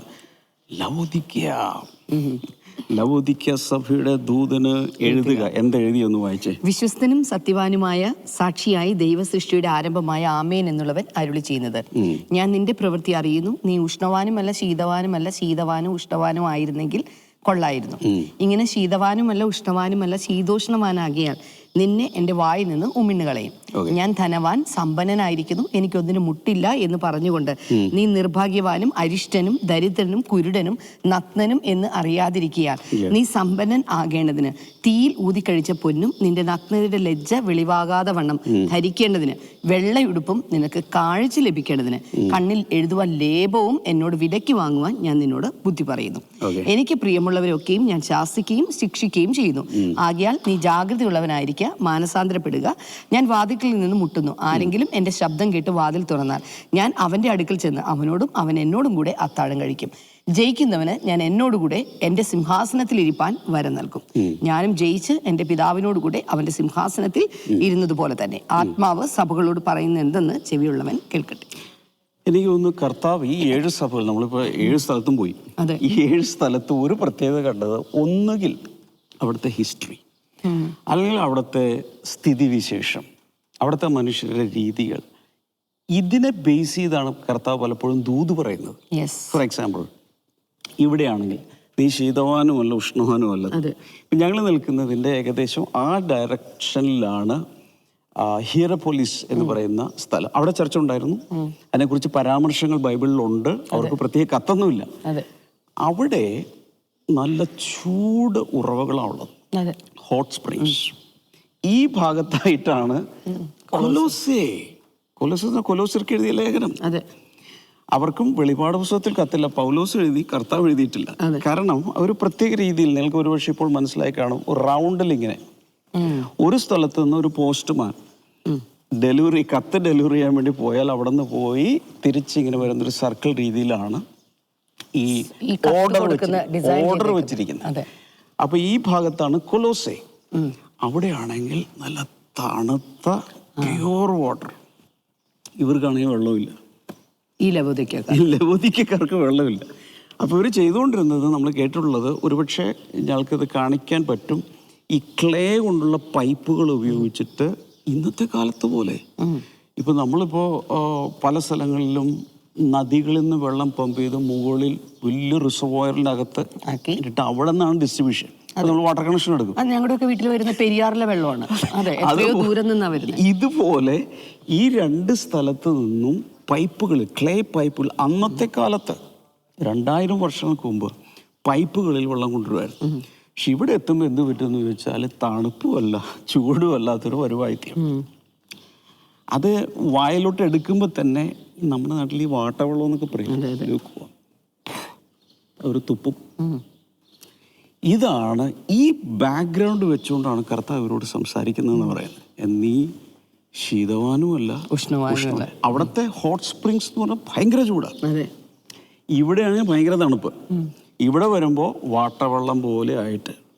അപ്പം നീ ശീതവാനുമല്ല ഉഷ്ണവാനുമല്ല, ഇളം ചൂടുള്ളവൻ. അത് കർത്താവിന് ഇഷ്ടമേ. ഒന്നുകിൽ ചൂട് അല്ലെങ്കിൽ തണുപ്പ്.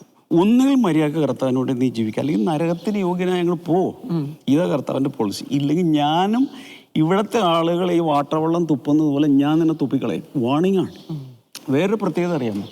ലൗദിക സഭയെക്കുറിച്ച് ഒരു അഭിനന്ദന വാക്കുകളും കർത്താവിന് പറയാനില്ല.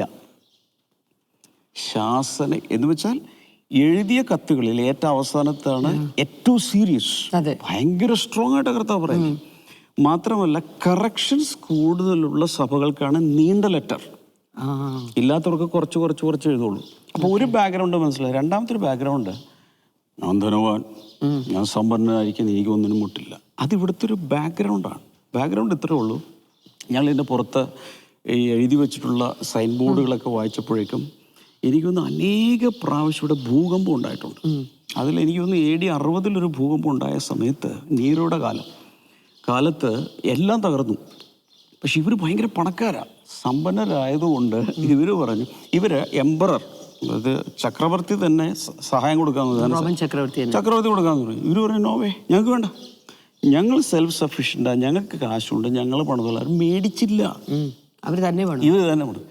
ഇത് പക്ഷേ സഭയ്ക്കകത്തും ആ ആറ്റിറ്റ്യൂഡ് കയറി. വി ആർ റിച്ച്, ഞങ്ങൾക്കെല്ലാം ഉണ്ട്. ആത്മീയത്തിൽ ഭയങ്കരമായ one of the greatest enemies in spiritual life is complacency. ഞങ്ങൾക്കെല്ലാം ഉണ്ട്, ഇനി യേശുവിന്റെ ആവശ്യമില്ല, അതുകൊണ്ട് അവർ യേശുവിനെ പുറത്തു നിർത്തി. അതാണ് അടുത്തൊരു പ്രശ്നം. ഇവര് സിസ്റ്റർ പറഞ്ഞ പോലെ അവസാനം ചർച്ച ഭയങ്കര ഗംഭീരമായിട്ട് ആഴ്ചതോറും മീറ്റിംഗ്സ് ഭയങ്കര, പക്ഷെ കർത്താവ് പുറത്താണ് നിൽക്കുന്നത്. വെളിപ്പാട് 3:20 കർത്താവ് പറയുന്നത്, ഞാൻ വാതിക്കൽ നിന്ന് മുട്ടുന്നു, ആരെങ്കിലും ഒന്ന് തുറന്നാൽ ഞാൻ അകത്തോട്ട് കയറിക്കോളാം. പക്ഷേ ഇത് അവരറിഞ്ഞിട്ടില്ല, കർത്താവ് പുറത്താണെന്നുള്ളത് അവരറിഞ്ഞില്ല. സാധാരണ നമ്മളിത് ഹൃദയത്തിൻ്റെ വാതിക്കൽ യേശു മുട്ടുന്നു എന്നൊക്കെ പറഞ്ഞിട്ട്, വാസ്തവത്തിൽ പ്രൈമറി മീനിങ് അതല്ല. ശരിക്കും കർത്താവ് എന്താ പറഞ്ഞത്? സഭയുടെ പുറത്താ നിൽക്കുന്നത്, സഭയുടെ വാതിലെല്ലാം മുട്ടും. ഈ സഭയുടെ വാതിലിന്റെ കാര്യത്തിലാണ് 20-ാമത്തെ വചനം. അതെ, സഭയുടെ പുറത്താ നിൽക്കുന്നത്, അല്ലാതെ നമ്മുടെ ഹൃദയത്തിന്റെ.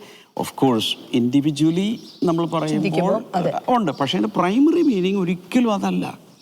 സഭയുടെ വെളിയിലാണ്. സ്വന്തം സഭ, കർത്താവിൻ്റെ സഭ, പക്ഷെ കർത്താവ് വെളിയില്ല. ഇന്നും അങ്ങനെയല്ലേ? നമ്മളൊക്കെ ചിന്തിക്കുന്നതല്ലാണ്, അകത്തുണ്ടോ അതോ കർത്താവ് വെളിയിലാണോ എന്ന് ചിന്തിക്കുന്നതല്ല. കർത്താവ് എന്നിട്ടും അവരെ കൈവിട്ടിട്ടില്ല. പിന്നെ വേറെ ഗുണദോഷങ്ങളെ കുറിച്ച് പറയണ്ട. അതിൽ കർത്താവ് പറയുന്നുണ്ട്, ഞാൻ ധനവാൻ സമ്പന്നനാണെന്നൊക്കെ പറയുന്നുണ്ട്, നീ അരിഷ്ടനം എന്ന് പറയാം. അതെ, ഞാൻ ധനവാൻ സമ്പന്നനായിരിക്കുന്നു, എനിക്കൊന്നിനും മുട്ടില്ല എന്ന് പറഞ്ഞുകൊണ്ട് നീ നിർഭാഗ്യവാനും അരിഷ്ടനും ദരിദ്രനും കുരുടനും നഗ്നനും എന്ന് അറിയാതിരിക്കുക. അതിന് കാരണം എന്ന് വെച്ചാൽ ഇവിടെ ഈ ബ്ലാക്ക് വൂൾ ഉണ്ടാക്കുമായിരുന്നു, നല്ല കറുത്ത വൂള്, ഭയങ്കര കോസ്റ്റ്ലി ആയിട്ടുള്ള ഫേമസ് ആയിരുന്നു. അത് കൂടാതെ ഇവിടെ ഉണ്ടായിരുന്ന ഈ ഐ സാൽവ് എന്ന് പറഞ്ഞിട്ട് കണ്ണിന് എഴുതുന്ന ലേപം, ഒരു പ്രത്യേക തരം, അത് ഇവിടുത്തെ ഭയങ്കര ഒരു പ്രൊഡക്ഷനായിരുന്നു. ഇത് ആ ബാക്ക്ഗ്രൗണ്ടിലാണ് കർത്താവ് പറയുന്നത്, നീ ഇവിടുത്തെ ഭയങ്കര ഡ്രസ്സാണല്ലോ കറുത്തത്, ഞാൻ വെളുത്ത് തരാന്നതിന് ശേഷം പറയുന്നുണ്ട്. പക്ഷെ അത് കൂടാതെ കണ്ണിൽ എഴുതാൻ ലേപം, അതിൻ്റെ പ്രൊഡക്ഷനൊക്കെ ഇവിടെ ഉണ്ട്, കപ്പികളിൽ ഇവിടെ ഷോപ്പുകളിലെല്ലാം കച്ചവടമാണ്. പക്ഷെ നിന്റെ ആത്മീയ കുരുട് മാറണമെങ്കിൽ എൻ്റെ കയ്യിൽ നിന്ന് ലേപം മേടിക്കണം, എന്നാലേ നിന്റെ ഐസൈറ്റ് കറക്റ്റായിട്ട് വരികയുള്ളൂ. പിന്നെന്തൊക്കെയാ അവിടെ പ്രത്യേകിച്ച് പറഞ്ഞുള്ളൂ? സമ്പന്നനാകേണ്ടതിന് പ്രധാനമായിട്ട് ഇവിടെ ഉള്ള 3 കാര്യങ്ങളെ കുറിച്ചാണ് പറഞ്ഞിരിക്കുന്നത്. തീയിൽ ഊതിക്കഴിച്ച പൊന്ന്, നിന്റെ നഗ്നയുടെ ലജ്ജ വെളിവാകാതെ വണ്ണം ധരിക്കേണ്ടതിന് കറുത്ത ഇതിന് പകരം വെള്ളയുടുപ്പ്, നിനക്ക് കാഴ്ച ലഭിക്കേണ്ടതിന് കണ്ണിൽ എഴുതുവാൻ ലേപവും എന്നോട് വിലയ്ക്ക് വാങ്ങുവാൻ ഞാൻ നിന്നോട് ബുദ്ധി പറയുന്നു. ഇവിടെ പൊന്നുണ്ട്, കാശ് കൊടുത്ത് മേടിക്കാന്നുള്ള അർത്ഥത്തിലല്ല, you have to pay the price എന്ന് പറഞ്ഞാൽ പക്ഷെ പ്രാർത്ഥിച്ചും ദൈവത്തോട് കീഴടങ്ങിയും ഒക്കെ ചെയ്യാനുള്ള. ബൈ ദ വേ, ഞങ്ങളിപ്പോൾ നിൽക്കുന്നത് ഇവിടെ ഈ ലവോദിക്ക സഭയിൽ പണിയപ്പെട്ട ഒരു ക്രിസ്ത്യൻ ചർച്ചിനകത്താണ്. അത് ഇത് എഴുതുന്ന കാലത്തൊന്നുമല്ല, ഇത് പണിയപ്പെട്ടത് ഒരു പക്ഷേ അതിന് ശേഷമുള്ള സെഞ്ചുറീസിലാണ്.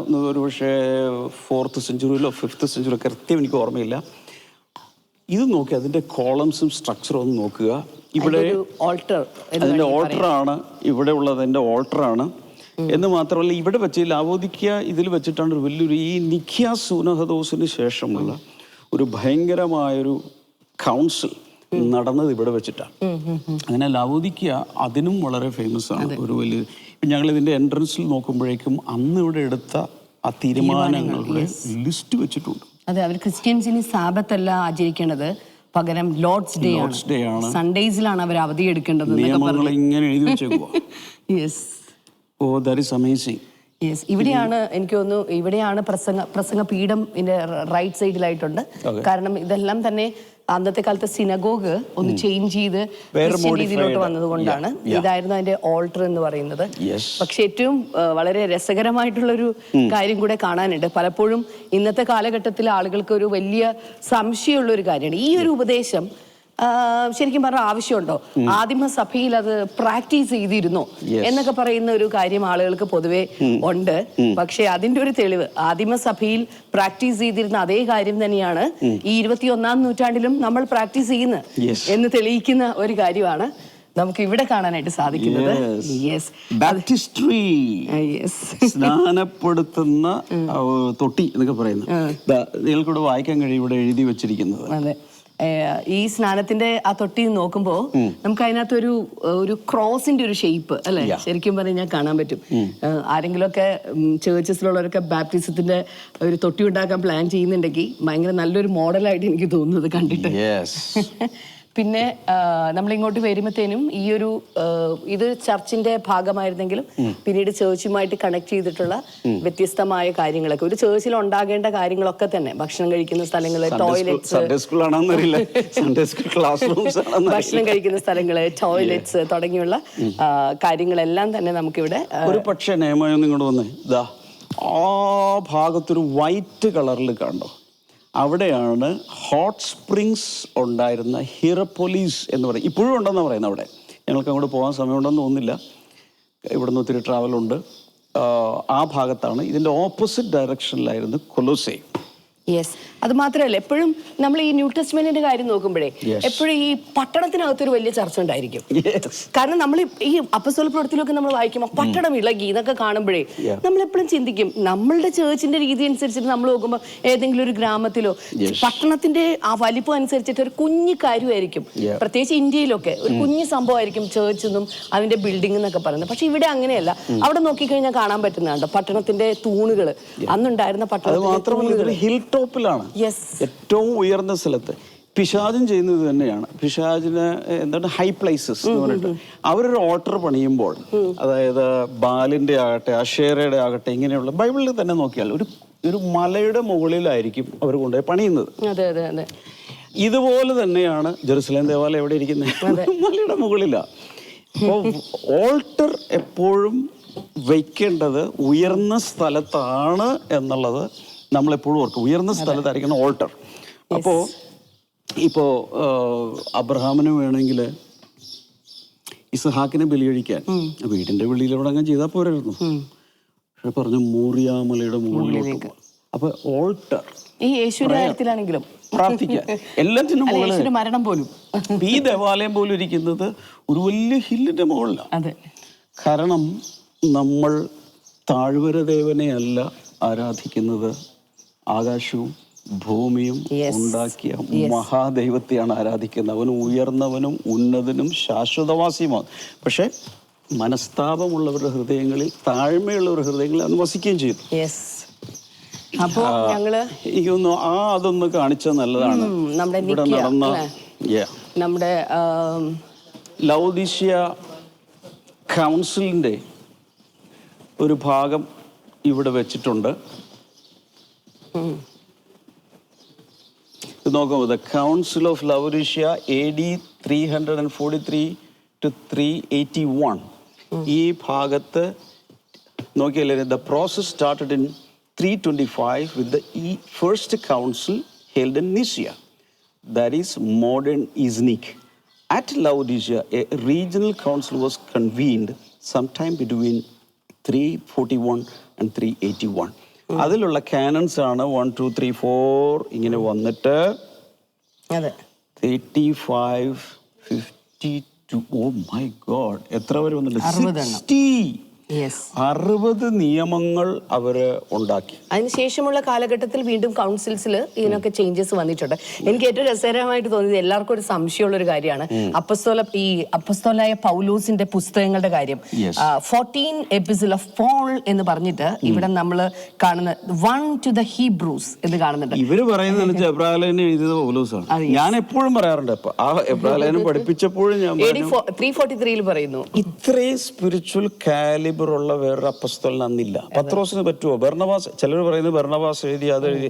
പക്ഷെ ഞാൻ ഇന്നും വിശ്വസിക്കുന്നത് അതിൽ ഓഥറിന്റെ പേര് എഴുതിയിട്ടില്ല. പക്ഷെ പല സ്ഥലങ്ങളിലും പൗലൂസിന്റെ രീതിയിൽ ചിലർ പറഞ്ഞാൽ ഇതിന്റെ ഈ ലിറ്റററി ഷാൻഡർ, ലിറ്റററി സ്റ്റൈൽ പൗലൂസിന്റെ അല്ല എന്നൊക്കെ പറഞ്ഞു. പക്ഷെ അതാണെന്നാണ് എന്റെ വിശ്വാസം. ഇത്രയും ഓൾഡ് ടെസ്റ്റ്മെന്റിന്റെ ഡെപ്തില് ഓരോ ചാപ്റ്റർ, ഗമാലിയലിന്റെ കാൽ കീഴിലിരുന്ന ഓൾഡ് ടെസ്റ്റമെന്റിൽ PhD എടുത്ത ആൾക്ക് മാത്രമേ ന്യൂ ടെസ്റ്റമെന്റ് റെവലേഷൻ അതുപോലെ എന്ന് വെച്ചാൽ യുഗങ്ങളിൽ മറഞ്ഞു കിടന്ന മർമ്മം വെളിപ്പെടുത്തി കൊണ്ടുവരാൻ പറ്റും. ഇതിപ്പോ ആരും പറഞ്ഞിട്ടുള്ള ഒരു കാര്യമായിട്ട് എനിക്ക് തോന്നുന്നില്ല. എനിക്ക് തോന്നുന്നു പൗലോസിന്റെ അതിനു മുന്നത്തെ പല ലേഖനങ്ങളും എഴുതിക്കൊണ്ടിരുന്ന ആളായിരിക്കില്ല ഒരു പക്ഷെ ഇവിടെ എഴുതിയത്. ഇതിനെ എഴുതാൻ വേണ്ടി സ്ക്രൈബ് ചെയ്തിരിക്കുന്ന ആൾ ഒരു പക്ഷേ വ്യത്യസ്തനായിട്ടുള്ള ഒരാളായിരിക്കാം. ഞാൻ ഇടയ്ക്ക് ചിന്തിച്ചു പോകാറുണ്ട്, ഒരു പക്ഷേ ആ ലാംഗ്വേജിന്റെ ഫ്ലോയിൽ വന്നേക്കുന്ന ഒരു വ്യത്യാസം, ഒരു പക്ഷേ അത് സ്ക്രൈബ് ചെയ്ത ആള് മുന്നത്തിൽ നമുക്കറിയാം വേറെ പല ആളുകളെ കുറിച്ച് പേരുകൾ പരാമർശിച്ചിട്ടുണ്ട്. ഇവിടെ ഒരു പക്ഷേ ഈ എബ്രായ ലേഖനം എഴുതിയപ്പോൾ ഒരു പക്ഷേ സ്ക്രൈബ് ചെയ്ത വ്യക്തി വ്യത്യസ്തരായിട്ടുള്ള മറ്റൊരു വ്യക്തി ആയിരിക്കാം. അതായിരിക്കും ആ തീം നമ്മൾ നോക്കുമ്പോൾ, അത് ഡെപ്ത് നമ്മൾ നോക്കുമ്പോൾ അത് പൗലോസിന്നല്ലാതെ ഇത് വരാൻ സാധ്യത ഭയങ്കര കുറവാണ്. വേറെ ആരിലും അത്രയും ഡെപ്ത് നമ്മൾ കാണുന്നില്ല.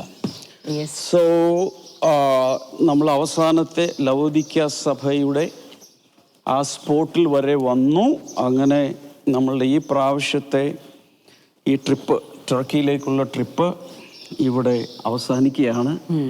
ഒറ്റ കാര്യം പറയാനുള്ളൂ, ബൈബിളിനെ സംശയിക്കുന്ന ഒത്തിരി പേരുണ്ട്. ഇതൊരു മിഥ്യയാണെന്നും കഥാപുസ്തകമാണെന്നും റിലീജിയസ് ബുക്കാണെന്നൊക്കെ പറയുന്ന ഒത്തിരി. പക്ഷേ ചരിത്രത്തിൽ ഇവിടെയൊക്കെ ഹിസ്റ്ററി ഇവിടേക്ക് ഇങ്ങനെ മറഞ്ഞു കിടക്കുക. ഇവിടെ മാത്രമല്ല, Iran, Iraq, Greece, Bulgaria, Lebanon, പിന്നെ നമ്മുടെ ഇസ്രായേൽ, ജോർഡൻ, സിറിയ തുടങ്ങി ഈജിപ്റ്റ്, ഇവിടെ എല്ലാം ഇങ്ങനെ ബൈബിൾ ഹിസ്റ്ററി മറഞ്ഞു കിടക്കുക. ഇതൊരു കഥാപുസ്തകമല്ല ദൈവവചനം എന്ന് പറയുന്നത്. സാങ്കല്പികമായിട്ടുള്ള കഥാപാത്രങ്ങളോ സാങ്കല്പികമായിട്ടുള്ള സ്ഥലത്തെ പറ്റി എഴുതിയതൊന്നുമല്ല ഇത്. അപ്പോൾ ഈ ഒരു ഞങ്ങൾക്ക് 3 പേർക്കും ഞങ്ങളുടെ ക്യാമറമാൻ നെഹമായാണ്. അതുകൊണ്ട് നെഹമായ ഇതിൽ കാണാത്തത്, അദ്ദേഹമാണ് ക്യാമറ പിടിച്ചുകൊണ്ട് നിൽക്കുന്നത്. വലിയ ടീമായിട്ടല്ല വന്നത്, ഞങ്ങൾ 3 പേരുമായിട്ട് മാത്രമാണ് ഈ പ്രാവശ്യം വന്നത്. ഏതായാലും കർത്താവ് ഇതെല്ലാം കാണാൻ സഹായിച്ചു. ഈ വർഷം കർത്താവ് എനിക്കൊന്നൊരു വാഗ്ദത്തമാണ്, ലേഖനങ്ങളെക്കുറിച്ചുള്ള ആഴങ്ങൾ ഞാൻ നിന്നെ പഠിപ്പിക്കും. കർത്താവ് എനിക്കൊന്ന് അതിൻ്റെ പാർട്ടായിരിക്കാം ഒരുപക്ഷെ ഈ ബൈബിൾ സ്റ്റഡി ടൂർ ഇവിടെ നടക്കാൻ ഇടയായത്. നിങ്ങൾക്കൊക്കെ വന്ന് അതുപോലെ തന്നെ എനിക്കൊന്ന് വെളിപ്പാട് പുസ്തകം പഠിപ്പിച്ചുകൊണ്ടിരുന്ന സമയത്ത് അതിന് മുമ്പ് പറഞ്ഞതാണ്, ടിക്കറ്റ് ബുക്ക് ചെയ്തതാണ്, ടിക്കറ്റ് വരെ ബുക്ക് ചെയ്താണ്. അതിന് മുമ്പ് ഇവിടെ പറഞ്ഞതെന്ന് എനിക്ക് ഭയങ്കര ആഗ്രഹമായിരുന്നു. പക്ഷെ അത് നടന്നില്ല. പക്ഷെ ഞാൻ ഈ വെളിപ്പാട് പുസ്തകം പാസ്റ്റർ ഡാമിൽ പഠിപ്പിച്ചുകൊണ്ടിരുന്ന സമയത്ത് ദൈവം എപ്പോഴാണ് ഇവിടെ ഒന്ന് പോകാൻ പറ്റുന്നത്, എപ്പോഴാണ്, സത്യം പറഞ്ഞാൽ ഞാൻ ലേറ്റ് ആയി എന്ന് എനിക്ക് തന്നെ അറിയാമായിരുന്നു പോകാൻ പറ്റുന്നതെന്ന് ഓർത്ത്. പക്ഷേ എന്താ പറയുക, ഒരു വർഷം അവസാനിക്കുന്നതിന് മുന്നമേ തന്നെ കഴിഞ്ഞ ഡിസംബറിലാണ് നമ്മളത് പഠിച്ചത്.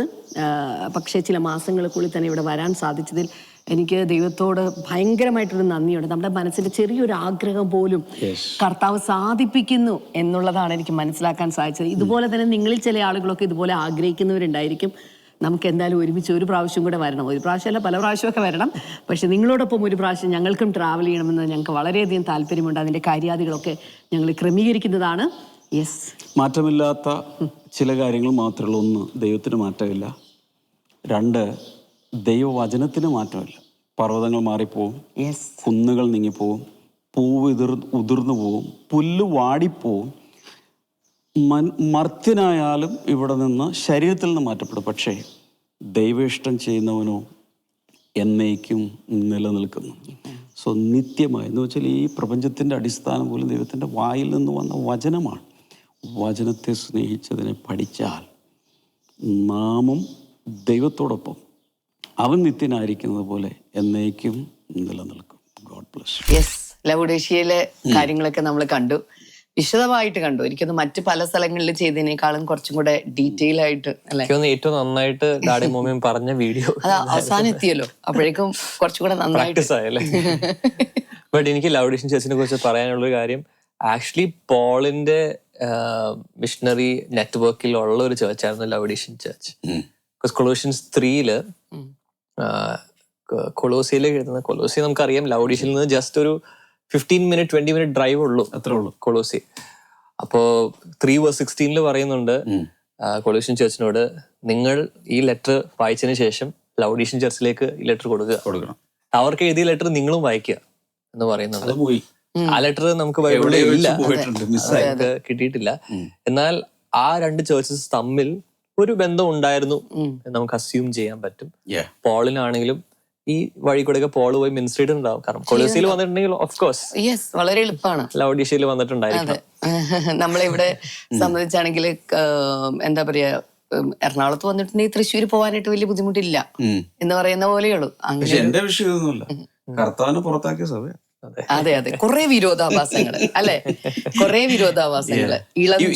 ചില ഈ വിശ്വാസികള് ചിലവര് ഇത്തിരി കുരുത്തക്കേടൊക്കെ കാണിച്ച് ഒരു തരത്തിലും സഹിക്കാതെ വരുമ്പോ പാസ്റ്റേഴ്സ് ഒക്കെ ചിലപ്പോ പുറത്താകും. അതൊക്കെ സഹിക്കും. ഇത് കർത്താവിനെ പിടിച്ച് പുറത്താക്കിയ സഭയാണ് ലൗദിക്യ സഭ. പക്ഷെ എന്നിട്ടും കർത്താവ് അവരെ വിട്ടില്ല. ഏറ്റവും നീണ്ട ലെറ്റർ അവർക്കാണ്. എന്നാ ലെങ്തിലാണ് അത് എഴുതി വെച്ചിരിക്കുന്നത് നോക്കി. ഏറ്റവും ലെങ്തിൽ കർത്താവ് എഴുതി. എന്നിട്ടും എങ്ങനെയെങ്കിലും, അപ്പോ എനിക്കൊരു കാര്യം മനസ്സിലാവും, ഒരു ചർച്ച് ഡിനോമിനേഷനെ കർത്താവ് ഉപേക്ഷിക്കില്ല. ഇന്ന് 45,000-ലധികം സഭാവിഭാഗങ്ങളുണ്ട്, ഡിനോമിനേഷൻസ് ഉണ്ടെന്ന് പറഞ്ഞു. ഇപ്പൊ നമ്മൾ ജീവിച്ചിരിക്കുന്ന കാലത്ത്, അന്ന് ഇത്രയൊക്കെ ഉള്ളൂ. ഒരു ഡിനോമിനേഷനെ പോലും കർത്താവ് ഉപേക്ഷിക്കാൻ ആഗ്രഹിക്കുന്നില്ല. കറക്റ്റ് ചെയ്ത് ബാക്ക് ടു ബേസിക്സ് എന്നുള്ള തിരിച്ചു കൊണ്ടുവരാൻ വേണ്ടി പുറത്തു നിന്നുകൊണ്ട് ശ്രമിച്ചുകൊണ്ടിരിക്കുക കർത്താവ്. കർത്താവിന്റെ പേരിലുള്ള സഭ, പക്ഷെ അവൻ പുറത്തായി. പല വ്യക്തികളും ചിന്തിക്കുന്നത്, നമ്മൾ ഈ ഒരു ഡിനോമിനേഷനിൽ എത്തിയാൽ മാത്രം, അതിലൊരു മെമ്പർഷിപ്പ് എടുത്താൽ മാത്രമേ സ്വർഗത്തിൽ പോകുള്ളൂ. എല്ലാവരും അങ്ങനെ പറയുന്നത്. ബട്ട് ഞാൻ വിശ്വസിക്കുന്നു, Jesus is not part of any denomination. കർത്താവ് ഒരിക്കലും ഇന്ന സഭ കൊണ്ടുപോകുന്നല്ല, കർത്താവ് കൊണ്ടുപോകാന്ന പറഞ്ഞിരിക്കുന്നത്. വഴിയും സത്യവും ജീവനും ഞാനാവുന്നു, എന്നിലൂടെ അല്ലാതെ ആരും പിതാവിന്റെ അടുക്കൽ എത്തുന്നില്ല. നമ്മൾ നേരത്തെ സംസാരിച്ച പോലെ എല്ലാ സഭകളിലും കുറവുകളുണ്ട്. അപ്പൊ ഞാൻ സാധാരണ അതിനെ പറയുന്ന ഇതാണ്, ഈ ദൈവവചനത്തിൽ നിന്നും എത്രത്തോളം ഒരു സഭ അകന്നകന്നകന്നകന്ന് പോയിട്ടുണ്ടോ അതിനനുസരിച്ച് വേണ്ടാത്ര കുറെ കാര്യങ്ങൾ അതിനകത്ത് കയറിക്കണം. പക്ഷെ കർത്താവ് എന്ത് ചെയ്യുന്നു, ഇതിനെല്ലാം കറക്റ്റ് ചെയ്ത് വീണ്ടും ആദ്യ സ്നേഹത്തിലേക്ക്, ആദ്യ പ്രവൃത്തിയിലേക്ക്, വിശുദ്ധിയിലേക്ക്, എല്ലാത്തിലേക്കും തിരിച്ചു കൊണ്ടുവരാൻ വേണ്ടി കർത്താവിന്റെ ആ ഒരു സ്നേഹം, അനന്തസ്നേഹം, നിത്യസ്നേഹം എത്ര വലുതാണ്. അന്ന് 2000 വർഷങ്ങൾക്ക് മുമ്പ് ഈ 7 പട്ടണങ്ങളിലുള്ള 7 സഭകൾക്ക് എഴുതിയ ദൂതുകൾ അനലിറ്റിക്കലി പഠിച്ചാൽ ഏത് കാലഘട്ടത്തിലുമുള്ള ഏത് സഭയ്ക്കുമുള്ള ദൂതുകൾ ഇതിനകത്ത് കിടപ്പുണ്ട്. വ്യക്തികൾക്കുള്ളത് അതിൻ്റെ അകത്ത് കിടപ്പുണ്ട്. കാരണം വിശ്വാസികളാണല്ലോ സഭ എന്ന് പറയുന്നത്. എന്താണ് കുറച്ചധികം വിരോധാഭാസങ്ങൾ ഉണ്ടെന്ന് പറയാൻ കാരണം, കാഴ്ചയില്ലാത്തവനാണ് പക്ഷെ കാഴ്ചയുണ്ടെന്ന് അഭിമാനിക്കുന്നു. ദരിദ്രനാണ് പക്ഷെ സമ്പന്നനാണെന്ന് പറഞ്ഞ് അഭിമാനിക്കുന്നു. ഞങ്ങളുടെ വിളക്കിൽ തീയുണ്ടെന്ന് പറയുന്നു, വിളക്കുണ്ട് പക്ഷെ എന്നാലും എന്താ പറയാ തീയില്ലാത്ത, നഗ്നനാണ്.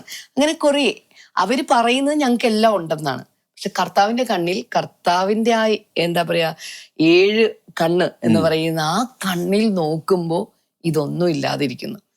ഇതൊരു നമുക്കൊരു ഐ ഓപ്പണിംഗ് ആണ് ഈ ഒരു കാര്യം. അതായത് ഒരു വിശ്വാസി എന്ന നിലയിൽ, കർത്താവിനെ പിൻപറ്റുന്ന ഒരു വ്യക്തി എന്ന നിലയിൽ നമ്മൾ പലപ്പോഴും നമ്മൾ ഉണ്ട് എന്ന് പറയുന്ന കാര്യം കർത്താവിന്റെ കണക്കിൽ അതുണ്ടോ? തിരിച്ച് ഇങ്ങനെ ചിന്തിച്ചാലും മതി. മനുഷ്യർ ഒരു സഭയെ എങ്ങനെ നോക്കി കാണും, അങ്ങനെയല്ല യേശു കാണും. നമ്മളിന്ന് പറയുന്ന ഒരു സഭ, ഇത് നല്ല സഭയല്ലേ, ഇത് നല്ല വളർച്ച, അവിടുത്തെ വിശ്വാസികൾ, ഇതൊക്കെ നമ്മൾ പറയുമെങ്കിലും കർത്താവ്, അതായത് ചങ്കില ചോര കൊണ്ട് വിലക്ക് വാങ്ങിച്ച കർത്താവ്, മഹായിടയനായ കർത്താവ് എങ്ങനെ കാണുന്നു അതാണ് ശരിയായ അതിന്റെ മതിപ്പ്. അപ്പൊ അവിടെ നമുക്ക് അവർക്ക് എല്ലാം ഉണ്ടെന്ന് അവർ പറയുന്നു. പലപ്പോഴും എനിക്ക് തോന്നുന്നുണ്ട്, ഇതിപ്പോ കണ്ടുകൊണ്ടിരിക്കുന്ന വിശ്വാസി സമൂഹത്തോട് പറയാം, കുറെ വർഷങ്ങളൊക്കെ വിശ്വാസത്തിൽ വന്നു കഴിഞ്ഞതിന് ശേഷം നമുക്ക് എല്ലാ നന്മകളൊക്കെ പ്രാർത്ഥിച്ചും അനുഗ്രഹങ്ങളൊക്കെ കിട്ടി തലമുറകളൊക്കെ ദൈവം ബ്ലെസ് ചെയ്ത് പുതിയ രീതിയിൽ പറഞ്ഞ വിദേശ രാജ്യത്തൊക്കെ അയച്ച് ദൈവത്തിന്റെ വാഗ്ദാനങ്ങളൊക്കെ നിവർത്തിയാക്കി ഇങ്ങനെ വരുമ്പോൾ നമുക്ക് എല്ലാം ഉണ്ടെന്ന് തോന്നുന്ന ഒരു വിജയത്തിലേക്ക് നമ്മൾ എത്തിച്ചേരും. അവിടെ നമുക്ക് യേശു ഇല്ലാതായി പോകും. യേശുവിനെ നമ്മൾ പുറത്താക്കി കളയും. യേശു പുറത്തായി പോകും.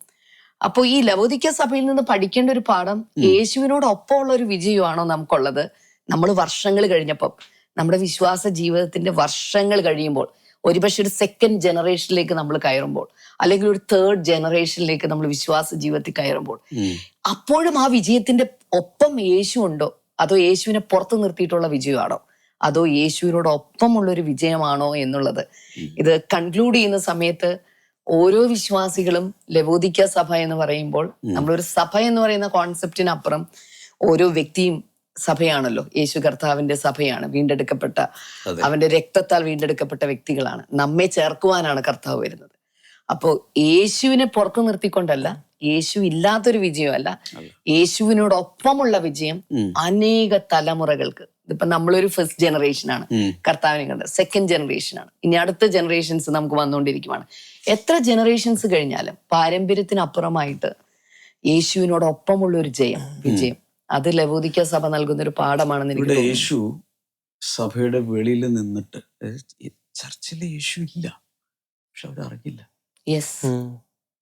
അവർ വിചാരിക്കുന്ന ഉണ്ടെന്ന. ഈ അബദ്ധം നമുക്കും പറ്റാം, വ്യക്തിപരമായി പറ്റാം.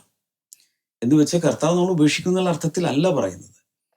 നാം തന്നെ അകന്നകന്ന് പ്രാർത്ഥനാ ജീവിതത്തിൽ നിന്ന്, ദൈവവചനം ധ്യാനിക്കുന്നതിൽ നിന്ന്, കൂട്ടായ്മ, ചിലപ്പോൾ കൂട്ടായ്മയുടെ അകത്തെ ശരീരം ഉണ്ടായിരിക്കും, നമ്മൾ കണക്റ്റഡ് ആണ്.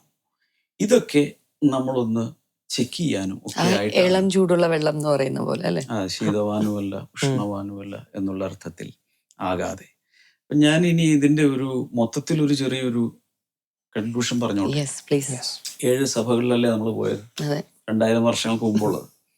ഇതേപോലെയൊക്കെ തന്നെയാണ് ഇപ്പോഴും സഭകളുടെ അവസ്ഥ. ചിലരതിനെ പഠിപ്പിക്കുന്നത് 7 സഭാ കാലഘട്ടങ്ങളിലുള്ള സഭയാണ് ഇത് കാണിക്കുന്നത്. എഫേസസിലെ സഭയാണ് ആദ്യത്തേത്, അതാണ് ആ തുടക്കത്തിലുള്ള സഭ. അത് കഴിഞ്ഞ സ്മിർന, അത് കഴിഞ്ഞ പെർഗമോസ്, അങ്ങനെയാണ്. പക്ഷെ ഞാൻ അതിൽ വിശ്വസിക്കുന്നില്ല. ഞാൻ വിശ്വസിക്കുന്നത്, വെളിപാട് പുസ്തകം പഠിപ്പിച്ചപ്പോഴും പറഞ്ഞായിരുന്നത്, ഞാൻ വിശ്വസിക്കുന്നത് എല്ലാ കാലഘട്ടങ്ങളിലും ഈ 7 നേച്ചറുള്ള സഭകളുണ്ട്. അതാണ് കുറച്ചുകൂടി ലോജിക്കലി കറക്റ്റ് ആയിട്ട് എനിക്ക്. അതല്ലെങ്കിൽ എന്ത് പറ്റും, ഏറ്റവും അവസാനത്തെ സഭ ലവോദിക്ക സഭയാണെന്ന് പറയുന്നത്. അങ്ങനെയാണെങ്കിൽ ഇപ്പോൾ എല്ലാ സഭയും ലവോദിക്കയാണോ? അല്ല, നമുക്കും അറിയില്ല ഏറ്റവും അവസാനത്തെ ആണോ ഇപ്പോഴൊന്നും. നമ്മൾ ഏത് സ്റ്റേജിലാണെന്ന് നമുക്കറിയില്ല. സർദീസിലാണോ? അപ്പൊ അത് അത്ര ലോജിക്കലി കറക്റ്റ് അല്ല. അതെ അതെ, എല്ലാ കാലഘട്ടങ്ങളിലും ഈ ടൈപ്പ് സഭകളുണ്ട്. ഇതിൽ എവിടെയാണ് നമ്മളെന്ന് കണ്ടുപിടിച്ചാൽ മതി. ഈ എല്ലാ സഭകളിലും കാണുന്ന കുറ്റങ്ങളിൽ ചിലതൊക്കെ നമ്മളെന്ന് പറയുന്ന വ്യക്തി എന്ന് പറയുന്ന സഭയ്ക്കകത്തും നമ്മളായിരിക്കുന്ന കൂട്ടായ്മ എന്ന് പറയുന്ന സഭയ്ക്കകത്തും ഒക്കെ കണ്ടേക്കാം. ഇനി ഇതിന്റെ ബ്ലെൻഡുകളും കാണും. ടിപ്പിക്കലി ഇപ്പൊ തന്നെ നമ്മൾ മനസ്സിലാവും, ആ സഭ ലവോദിക്കയാണ്, ഈ സഭ സർദീസ്, അങ്ങനെ പറയണ്ട. ചിലപ്പോ എന്റെ ബ്ലെൻഡുകൾ കാണും. ഈ 7 നേച്ചറുകൾ, ക്യാരക്ടറിസ്റ്റിക്സ് കർത്താവ് നമുക്ക് തന്നിട്ടുണ്ടെന്നേ ഉള്ളൂ. നമുക്ക് ഡ്രിഫ്റ്റ് ചെയ്ത് പോകാൻ എളുപ്പമാണ്. നമ്മൾ പോലും അറിയാതെ നമ്മൾ കർത്താവിൽ നിന്നും വചനത്തിൽ നിന്നും മാറിപ്പോകും. എന്നാൽ പരിശുദ്ധാത്മാവിൻ്റെ ഒരു പ്രവൃത്തി നമ്മൾ ചരിത്രത്തിൽ കണ്ടിട്ടുള്ളത് എങ്ങനെയാണ്? ഇടയ്ക്കിടയ്ക്ക് കർത്താവ് പരിശുദ്ധാത്മാവ് വന്ന് പല സഭകളെ ഉണർത്തി, റിവൈവൽ മൂവ്മെന്റുകൾ, റിവൈവൽ വേവ്സ് ഒക്കെ അടുപ്പിച്ച് വീണ്ടും വീണ്ടും കർത്താവ് തന്നെ തൻ്റെ കുഞ്ഞുങ്ങളെ മാടി വിളിച്ച് വീണ്ടും ചേർത്ത്. എൻ്റെ ആഗ്രഹം ഇതാണ്, എല്ലാ ഡിനോമിനേഷനുകളിലും, എല്ലാ സഭകളിലും കർത്താവിന്റെ വരവ് അടുത്തുകൊണ്ടിരിക്കുന്ന ഈ കാലഘട്ടത്തിൽ ഒരു മടങ്ങി വരവ്, ഒരു റെസ്റ്റോറേഷൻ പ്രോസസ് ഉണ്ടാകണം. വചനത്തിലേക്ക്, ദൈവാത്മാവിലേക്ക്, കർത്താവിലേക്ക് മടങ്ങി വരണം. ഇപ്പൊ 7 സഭകളെ കുറിച്ച് ഇപ്പൊ നമ്മൾ ചുരുക്കത്തിൽ പെട്ടെന്ന് നോക്കുകയാണെങ്കിൽ, എഫേസോസിലെ സഭ ആദ്യ സ്നേഹം പോയി, ആണ് അവിടുത്തെ വിഷയം. സ്മിർനയിലെ സഭ, അവര് സഫറിങ് ചർച്ചാണ്, പക്ഷെ അതിൽ അവർ വിശ്വസ്തരായി. അപ്പോ ഇതെല്ലാം ഗുണപാഠമാണ്. നമ്മളും ചിലപ്പോൾ വലിയ കഷ്ടതകളിലൂടെ പോകും, പക്ഷെ വിശ്വസ്തരായിട്ട് നിൽക്കണം നമ്മൾ. പെർഗമോസിലെ സഭയുടെ പ്രത്യേകത കോംപ്രമൈസിങ് ചർച്ചാണ്. ഓക്കെ. അടുത്തത് തുയഥൈരയിലെ സഭ, അത് ശരിക്കും എതിർത്ത് തോൽപ്പിക്കേണ്ടിയിരുന്ന, ഫൈറ്റ് ചെയ്ത് ജയിക്കേണ്ടിയിരുന്ന പല സ്ഥലത്ത് അവർ കോംപ്രമൈസ് ചെയ്ത് അഡ്ജസ്റ്റ് ചെയ്ത് പോയി. അതായത് അവരുടെ പ്രശ്നം. പിന്നെ എന്താ, സർദിസിലെ സഭ ജീവനുള്ളൊന്ന് പേരുണ്ട്, പക്ഷെ ഫലത്തിൽ ചത്തതാണ്. സ്പിരിച്വൽ ലൈഫ് നഷ്ടപ്പെട്ടു. ഫെർവർ, പാഷൻ, ഫയർ ഒക്കെ പോയി. ഫിലദൽഫിയിലെ സഭ വളരെ ചെറുതാണ്, പക്ഷെ അവർ വളരെ വിശ്വസ്തരാണ്. അതുകൊണ്ട് ദൈവം പറഞ്ഞു, ആർക്കും അടക്കാൻ കഴിയാത്തൊരു വലിയ വാതിൽ ഞാൻ നിന്റെ മുമ്പിൽ തുറന്നിരിക്കുന്നു. ഫെയ്ത്ത്ഫുൾനെസ്സിനെ കർത്താവ് കണ്ടു. അത്യല്പത്തിൽ വിശ്വസ്തന് അധികത്തിലൂടെ നടത്തുന്നില്ലേ, അത് ഇവരുടെ കാര്യത്തിലും അങ്ങനെ തന്നെ. ലവോദിക്ക സഭയിലും കണ്ടു, കംഫർട്ടബിൾ ആണ്, കംപ്ലേസന്റ് ആണ്. പക്ഷെ കർത്താവ് പറഞ്ഞു, നീ പെട്ടെന്ന് ഉണർന്നെഴുന്നേറ്റ് കാര്യങ്ങളൊക്കെ റെഡിയാക്കിക്കോ. അപ്പോൾ നമ്മൾ വെളിപാട് പുസ്തകം പഠിച്ചപ്പോൾ 7 ഐറ്റംസ് ഇതിനകത്ത് നമ്മൾ കൊണ്ടുപോകും. ഓർക്കുന്നുണ്ടോ? 7 ഒരാൾക്ക് എഴുതുന്ന കത്തിൽ 7 ഐറ്റംസ് ഉണ്ടായിരിക്കും. അങ്ങനെയാണ് നമ്മൾ അതിനെ അനലിറ്റിക്കലി കണ്ടത്. അപ്പോൾ എത്ര പേര് ഇത് എൻജോയ് ചെയ്തു? ഞാൻ ആദ്യം പറഞ്ഞ പോലെ 5 ചോദ്യങ്ങൾ ചോദിക്കാൻ പോവാം വ്യൂവേഴ്സിനോട്. വ്യൂവേഴ്സിനുള്ള ക്വസ്റ്റ്യൻസ് ആണ് 5 ചോദ്യങ്ങൾ. ആ 5 ചോദ്യങ്ങൾ ഞാൻ ഇംഗ്ലീഷിൽ ആദ്യം പറയാം, എൻ്റെ മലയാളം ഒന്ന് ഹെൽപ്പ് ചെയ്യണം. സ്ക്രീനിലും എഴുതി കാണിക്കാം. നിങ്ങൾ ചെയ്യേണ്ടത് ശ്രദ്ധിച്ച് കേട്ട് അതിൻ്റെ ശരിയുത്തരം നിങ്ങൾ മനസ്സിലാക്കി ബ്ലെസ്സിങ് ടുഡേ വാട്സപ്പ് നമ്പറിലേക്ക് അയക്കുക. ഇപ്പൊ കമന്റ് സെക്ഷനിൽ ഇട്ട് കഴിഞ്ഞാൽ ഒരാൾ ഇട്ട് കഴിഞ്ഞാൽ അത് തന്നെ എല്ലാവരും ഒപ്പിടിക്കും. ഇട്ടോ കുഴപ്പമില്ല, പക്ഷെ അത് കൺസിഡർ ചെയ്യില്ല. ബ്ലെസ്സിങ് ടുഡേ ഒഫീഷ്യൽ വാട്സപ്പ് നമ്പറിലേക്ക് നിങ്ങൾ ഉത്തരങ്ങൾ അയക്കുക. നിങ്ങളുടെ ഏത് നമ്പറിൽ നിന്നാണ് അയക്കുന്നത് ആ നമ്പറിൽ നിങ്ങൾ ശരിയുത്തരം അയക്കുവാണെങ്കിൽ ബന്ധപ്പെടുകയും നിങ്ങളുടെ അഡ്രസ്സ് എടുത്ത് നിങ്ങൾക്ക് ഗിഫ്റ്റുകൾ അയച്ചു തരും. ഏത് ഗിഫ്റ്റാണ് ഇപ്പൊ പറയണ്ടല്ലോ, പറയണ്ട, തപാൽ മാർഗം വരും. Number 1, question number 1, which of the 7 churches is called the dead church and what did Jesus say to it? 7 സഭകളിൽ ഏത് സഭയോടാണ് ചത്തത് എന്ന് പറഞ്ഞിരിക്കുന്നത്? അവരോട് എന്താണ് യേശു കർത്താവ് ചെയ്യാൻ ആവശ്യപ്പെട്ടത്? Number 2, question number 2, 2 of the 7 churches received no rebuke from Jesus, only praise and encouragement. Which 2 churches were they? 2 സഭകളോടാണ് ദൈവം, യേശു കർത്താവ്, പരിശുദ്ധാത്മാവ് വിമർശനങ്ങളൊന്നും പറയാതെ അവരെ ശാസനയില്ലാതെ അഭിനന്ദിച്ചിരിക്കുന്ന 2 ചേർച്ചസ് ആണ്. ആ 2 സഭകൾ ഏതൊക്കെയാണ്? ആ സഭകൾ.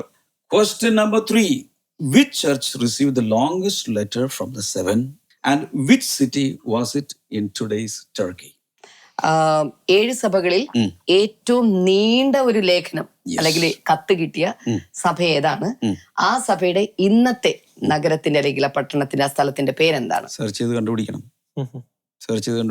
Number 4, Jesus told one church, I know where you live, where Satan's throne is.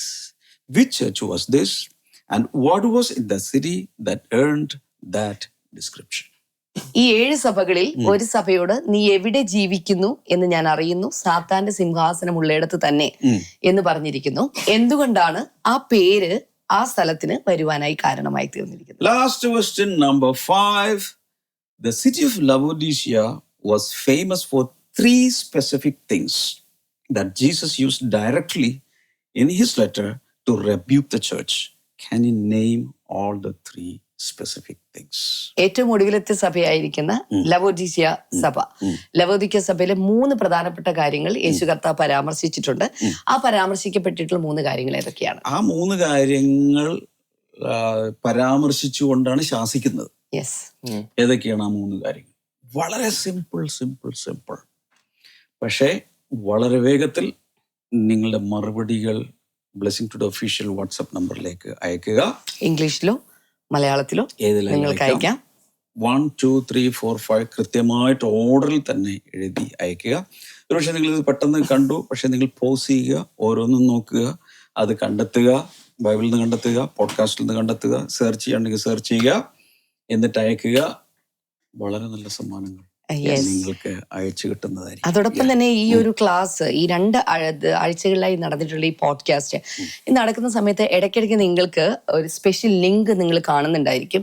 അത് വെളിപ്പാട് പുസ്തകത്തിന്റെ ക്ലാസ്സുകൾ നടന്ന സമയത്ത് സർദീസിനെ കുറിച്ച് പഠിപ്പിച്ചതിൻ്റെ അല്ലെങ്കിൽ ഫിലഡൽഫിയെ കുറിച്ച് പഠിപ്പിച്ചതിൻ്റെ അതിൻ്റെ ആ ലിങ്കുകളാണ് ആ ഭാഗത്ത് ഞങ്ങൾ കൊടുത്തിട്ടുള്ളത്. അപ്പോൾ അതുകൊണ്ട് ഈ ഒരു പോഡ്കാസ്റ്റിൻ്റെ ക്ലാസ്സിനോടൊപ്പം നിങ്ങൾ അന്ന് കഴിഞ്ഞ ഒരു 5-6 മാസങ്ങൾക്ക് മുമ്പ് നൽകിയ ആ ഒരു ക്ലാസ് കൂടെ നിങ്ങൾ കേൾക്കുകയാണെങ്കിൽ, അല്ലെങ്കിൽ അന്നത്തെ നോട്ട്സും ഒക്കെ എടുത്തു വെച്ച് നിങ്ങളൊന്ന് പഠിക്കുകയാണെങ്കിൽ നിങ്ങൾക്ക് ഈ പഠനം കുറേ കൂടെ പ്രയോജനപ്രദമാക്കി തീർക്കാനും കൂടുതൽ അത് മനസ്സിലാകുന്ന തലത്തിലേക്ക്, പ്രത്യേകിച്ച് പിക്ചേഴ്സൊക്കെ കാണുന്ന സമയത്ത്, വീഡിയോസ് ഒക്കെ കാണുന്ന സമയത്ത് അന്ന് പഠിച്ച കാര്യങ്ങളുമായിട്ട് കണക്ട് ചെയ്ത് നിങ്ങൾക്ക് വേഗത്തിൽ അത് മനസ്സിലാക്കാനും മറന്നു പോകാതിരിക്കാനും അത് നിങ്ങളെ സഹായിക്കും. ഞാൻ ഇങ്ങനെ പറയും, ഈ കഴിഞ്ഞ 2 ആഴ്ചയായിട്ട് നടന്നത് കുറച്ചും കൂടി ഒരു ഹിസ്റ്റോറിക്കൽ ആൻഡ് ജോഗ്രഫിക്കൽ കോണ്ടെക്സ്റ്റോട് കൂടി ഇൻ പേഴ്സണായിട്ട് പോയി ചെയ്ത ഒരു വ്ളോഗിങ് സ്റ്റൈലിൽ ചെയ്ത ഒരു ഓവർവ്യൂ എന്ന് ഞാൻ പറയും.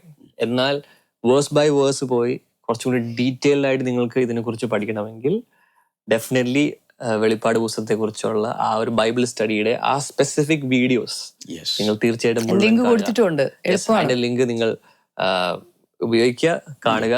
അതും ഇത് ഒരുമിച്ച് വെക്കുമ്പോൾ ലിങ്ക് കിട്ടുന്നത് യൂട്യൂബിൽ തന്നെ പോപ്പപ്പ് ആയിട്ട് വരും. ഈ വീഡിയോയുടെ അടിയിൽ ഡിസ്ക്രിപ്ഷനിലും ഞങ്ങൾ കമന്റ് സെക്ഷനിൽ ഇട്ട് തരാം. സോ ഇതിലൂടെ എല്ലാം നിങ്ങൾക്ക് ഈ ലിങ്ക് ക്ലിക്ക് ചെയ്ത് നിങ്ങൾക്ക് കാണാം. ഇത് രണ്ടും താരതമ്യപ്പെടുത്തി സ്റ്റഡി ചെയ്യുമ്പോൾ ഡെഫിനറ്റ്ലി ഐ തിങ്ക് കുറച്ചും കൂടി ഒരു ബെറ്റർ പിക്ചർ നിങ്ങൾക്ക് ലഭിക്കും. സോ ഈ 2 ആഴ്ചയിലെ ഇതൊരു ട്രാവൽ വ്ളോഗാണോ പോഡ്കാസ്റ്റ് ആണോ എന്താണെന്ന് പറഞ്ഞുകൂടാ, അതിൻ്റെ ഒരു ഹൈബ്രിഡ് വേർഷൻ ആണ്. കണ്ടതിന് ഒത്തിരി നന്ദി. എനിക്കൊരു റിക്വസ്റ്റ് ഉള്ളത്, എൻ്റെ കമന്റ് സെക്ഷനിൽ നിങ്ങൾക്കിത് എങ്ങനെ പ്രയോജനപ്പെട്ടു എന്നുള്ളത് ദയവായി കമന്റ് ചെയ്യുക. ഒത്തിരി പേർക്ക് എൻ്റെ ലിങ്കുകൾ അയച്ചു കൊടുക്കുക. ഞാനിത് സെർച്ച് ചെയ്തു, ഒത്തിരി ഇംഗ്ലീഷിലൊക്കെ ഒത്തിരി ഇങ്ങനത്തെ വീഡിയോ ഇറങ്ങിയിട്ടുണ്ട്. മലയാളത്തിൽ കുറവാണ്, ഇങ്ങനെയുള്ളത് ഉണ്ട്, ഇല്ലെന്നല്ല, കുറവാണ്. അതുകൊണ്ട് ഒത്തിരി പേർക്ക് ഇത് ഷെയർ ചെയ്യുക. അതിലൂടെ ഒത്തിരി പേര് അനുഗ്രഹിക്കപ്പെടട്ടെ. ഇത് ബ്ലെസ്സിംഗ് ടുഡേക്ക് വേണ്ടി ചെയ്ത ഒന്നല്ല, എല്ലാ സഭകൾക്കും വേണ്ടിയിട്ടുള്ളതാണ്. കർത്താവ് എല്ലാവരെയും ധാരാളമായി അനുഗ്രഹിക്കട്ടെ. അടുത്ത ആഴ്ചയിൽ അടുത്ത ഒരു പോഡ്കാസ്റ്റിൽ നമുക്ക് ഒരുമിച്ച് കാണാം. God bless you all.